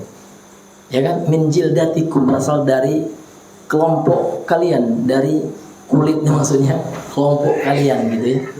Dan berbicara dengan pembicaraan kalian gitu. Walakinnahum qaumun, akan tetapi mereka adalah kaum idza khalau bi maharimillah intahakuha. Namun kelemahannya kaum yang itu, apabila mereka sendiri-sendiri enggak ada orang lihat, mereka jatuh ke dalam apa yang Allah haramkan. Jadi ketika tidak ada orang yang bermaksiat, ya, senang jadi maksiat itu jadi hobinya. Beda halnya nanti dengan orang yang setelah maksiat itu menyesalnya, ya astagfirullahaladzim. Orang yang seperti itu selama dia memohon ampun kepada Allah akan mengampuninya. Sampai dia bosan minta ampun ya. Aneh ya, tetap Allah. Tapi kalau orang yang disebutkan dalam hadis ini adalah orang yang memang betul-betulnya tabiatnya seperti itu, Pak. Ya kan, lah mencari, tidak merasa berdosa jadi gitu. Tidak ada orang ya bermaksiatnya, banyak maksiatnya lah, mancilok lah, tidak ada orang gitu kan. Oh, nampak orang mau dialim mana ya, masya Allah, soleh mana ya. Di belakang orang mancilok dan tidak menyesal dengan apa yang dilakukan. Nah, itu termasuk dalam hadis ini. Kebaikannya akan Allah hapus nanti kelak di akhirat. Dan ini termasuk sifat orang munafik, ya. Orang yang menyembunyikan ya kedurhakaan dan menampakkan kesolehan. Nauzubillahi min zalik. Ini termasuk sifat orang munafik ya. Apa persiapan seorang dalam menuntut ilmu agama? Yang pertama, niat dulu Pak ya. Niatnya ikhlas. Dia tidak mengharapkan pujian dari manusia dan dia tidak mengharapkan imbalan dunia. Namun kalau dikasih, alhamdulillah Pak. Kalau tidak diagi benda dunia, tidak mau upenya Pak. Malah yang upai pengajian di sini nih, ya kan? Ya di masa haji itu amplopnya kadang aja kan. Ya kan, kalau masa haji itu jauh bana, itu tidak ikhlas, itu contohnya tidak ikhlas. Coba, dia tidak mengharapkan ganjaran apa-apa dalam dakwahnya. Tapi kalau dikasih, alhamdulillah, masa rezekinya terlalu baik, sombong lah kan, gitu. Kalau ya, ini bahaya Pak. Sekarang kalau ini Pak, ada ustaznya pakai tarif itu luar biasa. Ini fakta Pak. Ya. Ada manajernya Pak, dan manajer itu mentarifkan gitu. Kalau mau undang ustaz kami ya 5 juta minimal ya. Kena tuh dan salah ya, yang mau undang yang lain banyak aja, cari yang lain aja. Nah, ini bahaya, sudah dikomersilkan ustaz. Ini nauzubillah Pak. Ya, Nabi saja Pak, Nabi yang mendatangi Pak. Kalau Nabi berdakwah Pak, mau ke piti dari orang kafir Quraisy itu tidak berkembang Islam sampai gini deh Pak. Iya kan? Nabi tidak marah, bahkan Nabi mengorbankan harta untuk dakwah. Istri Nabi yang pertama, Sayyidati ya, Khadijah radhiyallahu anha, adalah wanita yang kaya, ya kan, di masyarakatnya. Waktu itu seorang saudagar perempuan kaya raya. Ketika menikah dengan Nabi digunakan hartanya untuk berdakwah. Bahkan Nabi hartanya itu Pak habis gitu Pak. Bahkan dengan istri Nabi Aisyah radhiyallahu anha, suatu ketika ya, nah Aisyah bertanya, Nabi bertanya kepada Aisyah, adakah sesuatu yang akan dia makan? Tidak ada kata Aisyah. Idzan asum, kalau itu tidak ada, ampuh baso. Nah itu Pak, ya kan? sampai nak ada kali masak di dapur. Ya kan Aisyah radhiyallahu anha. Bapuasa Nabi. Habis syaratnya untuk apa, Pak? Tidak untuk berpoya-poya, ya. Untuk berdakwah di jalan Allah Subhanahu wa taala. Tidak untuk ajang bisnis dakwah. Dakwah menyampaikan agama Allah. Dan dakwah aku di masa, Pak. Dakwah dengan langsung di orang, dakwah melalui mimbar, dakwah di pasar-pasar, di manapun sesuai dengan kemampuan awak gitu. Nah, jadi Pak, persiapannya keikhlasan. Ya. Keikhlasan. Kemudian apa? Yang kedua al-kifayah, ini disebutkan si'atul yad, ya. Al-kifayah itu artinya dia memiliki modal, kecukupan. Tangan yang luas itu maksudnya ada modalnya. Dia harus beli kitab, kan butuh dana. Kalau nggak ada modal, itulah kewajiban kaum muslimin membantunya, Pak. Ini orang sedang fisabilillah nih, para penuntut ilmu nih, Pak. Jadi orang kaya dan termasuk asnaf yang 8. Lihat atau 60 itu termasuk orang yang berhak menerima zakat itu siapa? Fi sabilillah. Orang yang sedang berjuang yang termasuk ini fi sabilillah, ini mujahid juga. Hadis lawak baca oleh Pak. Orang untuk ilmu itu kalau mujahid fi sabilillah, seperti orang berjihad di jalan Allah. Jadi kalau tidak ada modal, tidak ada pakai piang, Pak, yang kayu kaum muslimin yang berduit, yang beruang, yang berpiti membiayainya, Pak. Itu. Jadi modalnya ikhlas pertama. Kemudian yang kedua modalnya adalah dia punya modal beli kitab beko, ya. Modal untuk masuk pesantren kan butuh kasur untuk tidur, kan. Butuh modal gitu, Pak. Ya. Kemudian juga dia butuh kesabaran dalam untuk ilmu. Jangan sebulan di pondok pesantren tetap tahu le mau apa aja ya. Amat di rumah le main game aja kan lama aja. Ini tidak bisa orang untuk ilmu itu, Pak. Butuh kesabaran, sabar dalam untuk ilmu, sabar dalam menghadapi kriteria ustadznya, karakter ustadznya. Ustadznya terkadang ada yang pemberang, sabar, Pak. Ya kan? Nah, ulama dahulu seperti itu, Pak, ya. Ya kan, bahkan ada yang pemarah gitu, ya. Kadang ada yang keras cara penyampaiannya, itu kan macam-macam karakter orang guru itu, Pak. Sabar, Pak. Jangan sampai berang sama guru, Pak. Maka tidak akan sukses dia belajar. Malah so malai di meraja sama ustaz, ya. Pemberang mana? Pindah pondok. Di pondok itu ada sih salah gurunya, Pak. Itu tanda tidak sabar jo perangai guru, gitu, Pak, ya. Makanya ulama mengatakan salah satu bekal belajar itu adalah sabar, ya, di dalam menghadapi ustadz, ya, dalam menghadapi guru. Ini ya bekalnya. Ini banyak bekalnya lain, mungkin ini yang intinya, ya, Pak, ya. Keikhlasan, ya, kemudian dia butuh biaya gitu, kemudian sabar gitu. Sabar dalam belajar itu, ya, belajar itu sabar gitu. Karena dalam belajar itu tidak mudah nanti. Para lu menghafal, ya kan? Para lu mencatat itu kan harus sabar orang yang bisa menghafal. Udah sabar tidak bisa ada, Pak, ya kan? Apalagi yang IQ-nya agak lambe sekete gitu, Pak, ya. Kalau mau baca ayat anak musali dengan nama lain ini tidak sabar, ya, Pak, ya. Nah, ini butuh apa, Pak? Kesabaran dalam menuntut ilmu agama, ya. Iya. Kemudian yang ketiga, apakah diam orang yang berilmu berbeda dengan diam orang yang tidak? Ya, jelas berbeda. Orang berilmu itu diam ada hikmahnya, Pak. Ada maslahatnya gitu. Ada tujuan kebaikan yang dia capai gitu. Ya, tapi kalau orang yang tidak berilmu tentu diamnya tidak ada alasan, ya, Pak, ya. Orangnya gitu. Ya kan? Kalau orang kegalalannya, kalau orang menggalanya gitu. Ya, ikutan aja, Pak, ya. Tapi kalau orang berilmu ketika berbicara ada maslahat yang akan dicapai, ada kebaikannya gitu. Ketika dia diam ada pula kemaslahatannya gitu. Ya. Wallahu a'lam bishawab. Ustadz, bagaimana mendakwakan teman kita yang beliau mengaku berilmu tapi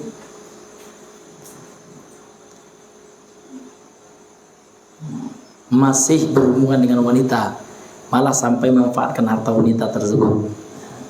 Jadi ya teman seperti ini pertama didoakan, Pak, ya. Karena Rasulullah SAW mengatakan dalam hadis sahih ini, Pak, ya, ad-du'a usilahul mu'min.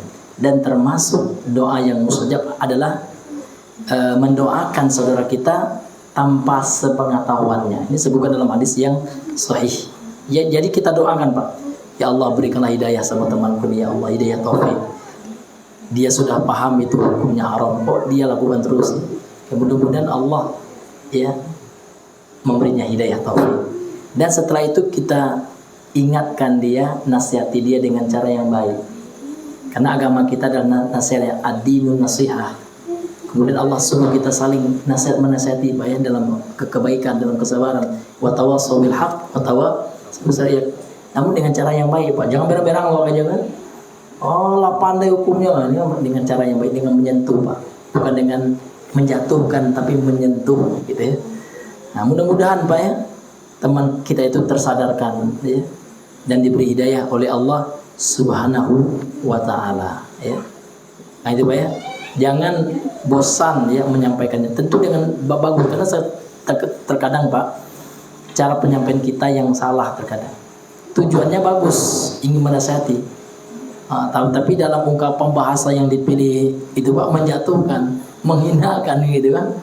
Bukannya orang tidak mau menerima kebenaran sampai, tapi caranya itu kan gitu. Ya, sedangkan dengan Firaun saja, wa kullahuma qawlan layyinan. Ya kan, sampaikanlah kepada Firaun itu dengan kata yang baik. Ini kawan-kawan mungkin Firaun kan, orang Islam kan masih sholatnya kan, ya, tentu dengan cara yang lebih baik lagi. Tidak dengan dibaga-baga ya Pak ya. Karena awak dibaga tidak senang juga kan. Ya, tentu dengan cara yang hikmah. Ud'u ila sabili rabbika bil hikmati wal mau'izatil hasanah kan gitu.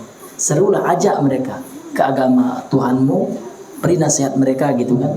Bil hikmah, dengan cara yang hikmah sesuai pada tampaknya gitu. Wal mau'izatil hasanah, dan dengan pelajaran-pelajaran yang menyentuh yang baik gitu. Wallahu a'lam bishawab. Mudah-mudahan teman kita ini diberi hidayah oleh Allah. Amin amin ya mujibas sa'ilin.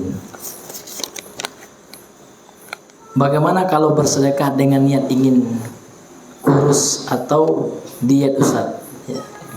Niat ini muncul ketika mendengar cerita kisah Utsman bin Affan bersedekah dengan hartanya, lalu dia jarang makan dan tidak banyak makan dan badannya kurus dan bagus. Yang pertama, sedekah itu kan Pak ibadah. Ibadah itu syarat yang pertama ikhlas karena Allah, bukan karena kurus ya.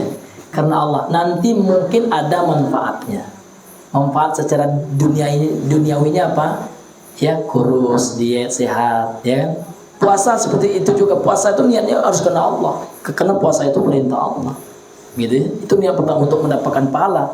Nah, dan puasa itu kan ada manfaat dari segi kesehatan. Bukan niatnya untuk kesehatan itu. Ini salah.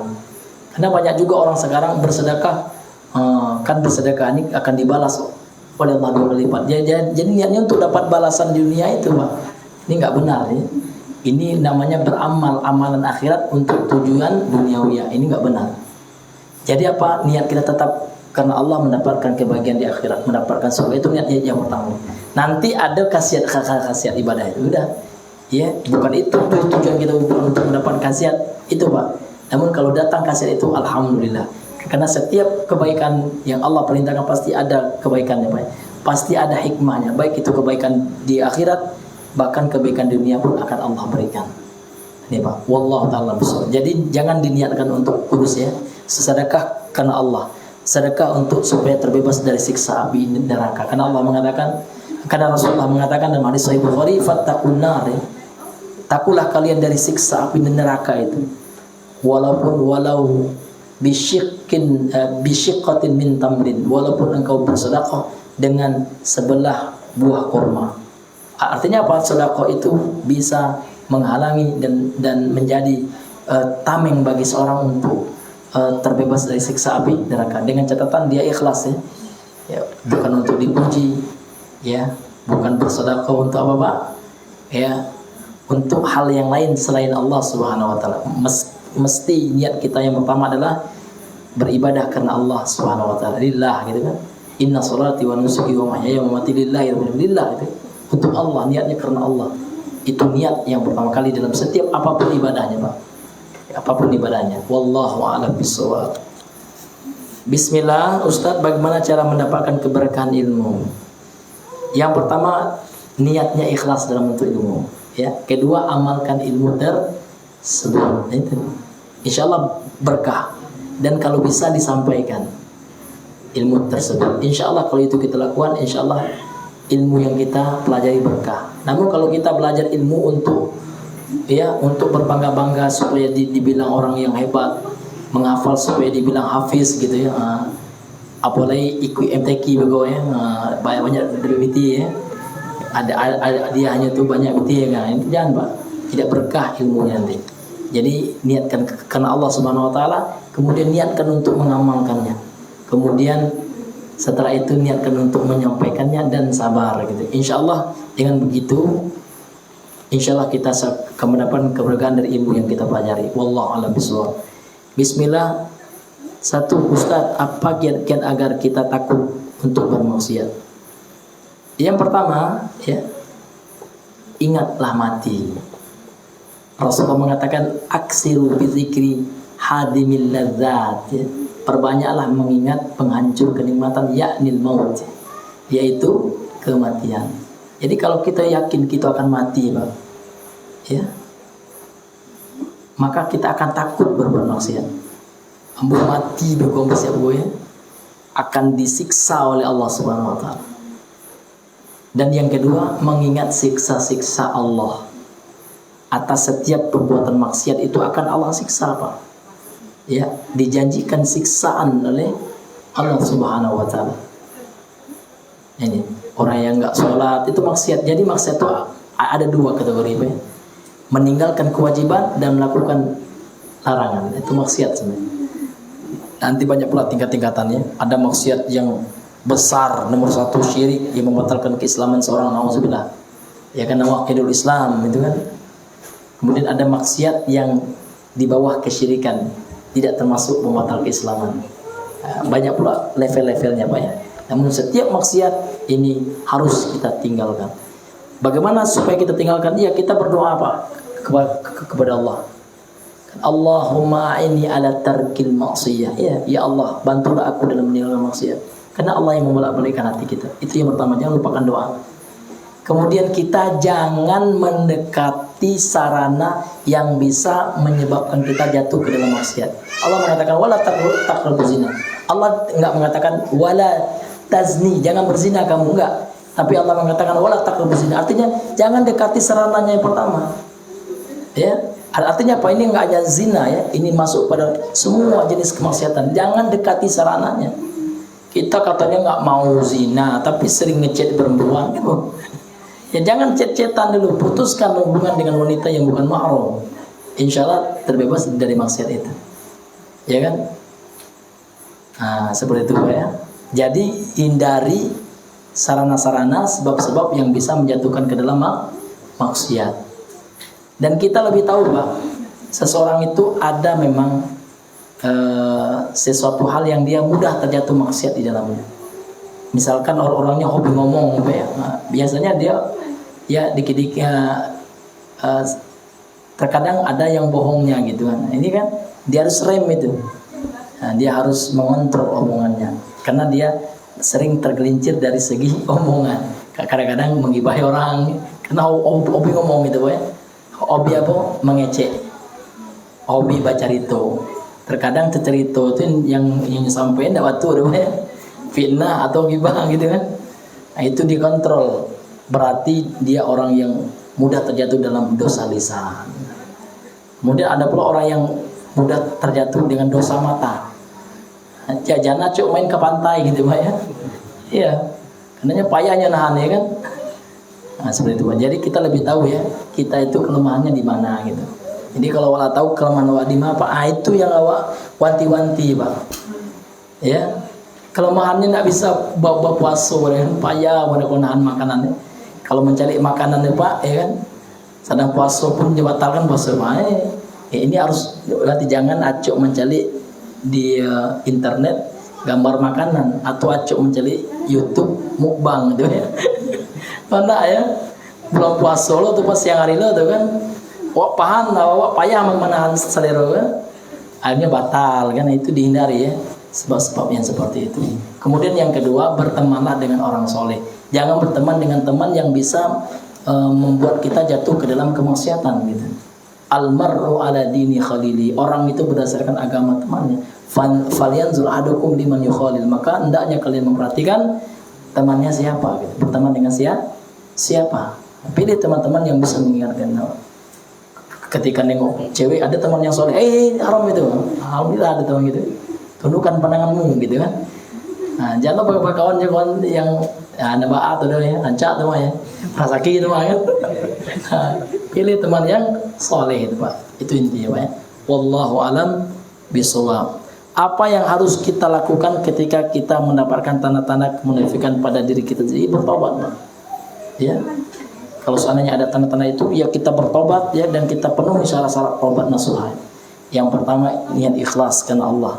Kemudian ada azam, tekad untuk tidak lagi mengulanginya. Ya Pak ya. Kemudian kalau berhubungan dengan hak manusia, dikembalikan. Kalau berhubungan dengan haknya Allah, ya hanya dengan penyesalan, ya kan. Kemudian tekad untuk tidak mengulangi lagi perbuatan tersebut dan menghindari sebab-sebab yang bisa mengulang, yang bisa seorang jatuh kepada maksiat yang sama. Ya, orang yang cerdas itu tidak akan masuk ke dalam lubang 2 kali Pak ya. Ya, jadi kalau dia tahu sebab ambu maksiat, ya, dia pikir kamu nyernungi Pak. Ambu dan niat lah ya. Jadi dia lebih tahu tentang keadaan dirinya. Kalau misalkan orang yang suka melalaikan waktunya, acok main game ya. Ya kan, main game jangan lalai waktu, kadang sholat lah. Ya kan, lalu ujung-ujung kan, alah di rumah lah tertanggung kan, wak kemana-mana mbak kan. Ada itu gitu Pak, banyak anak di kota seperti itu ya. Kadang tak sholat karena main game. Na'udzubillah min zalik ya. Kalau ibu-ibu ya, kadang tak ambil sholat dan terpilih ini ya Pak ya. Ada juga kejadian itu ya. Kalau wak tahu kelemahan wak seperti itu, ya jangan sampai terulang lagi, terjatuh ke dalam lubang maksiat yang sama. Balil insanu ala nafsihi basirah. Seorang itu tahu tentang keadaan dirinya gitu, kelemahan dirinya. Maka supaya kita tidak terjatuh lagi ke dalam kemunafikan itu, ke dalam dosa itu, ya kita harus mawas diri Pak. Yes, dan kita harus berusaha sekuat mungkin untuk bertekad tidak mengulanginya lagi dengan berusaha menjalankan sebab-sebab sehingga mendatangkan kepada kita kebaikan dan bisa menjauhkan diri kita dari dosa yang pernah kita lakukan atau dari kemunafikan yang kita lihat ada pada diri kita. Dan jangan kita lupakan berdoa kepada Allah Subhanahu wa taala. Amin amin ya rabbal alamin. Semoga kita semua dijauhkan oleh Allah Subhanahu wa taala dari sifat-sifat munafik ya. Dan semoga Allah Subhanahu wa taala menjadikan kita orang yang ikhlas dan terjaga dari apa yang Allah haramkan dan dari perbuatan maksiat kepada Allah Azza wa Jalla. Amin amin ya rabbal alamin. Mungkin ini saja yang bisa saya sampaikan. Semua yang benar itu dari Allah Subhanahu wa taala. Kemudian yang khilaf, keliru, lupa, ini dari saya pribadi dan dari kelemahan saya. Billahi taufiq wal hidayah. Sallallahu alaihi wasallam ala nabi Muhammad wa ala ali Muhammad. Subhanakallahumma bihamdika asyhadu an la ilaha illa anta astaghfiruka wa atubu ilaik. Assalamualaikum warahmatullahi wabarakatuh.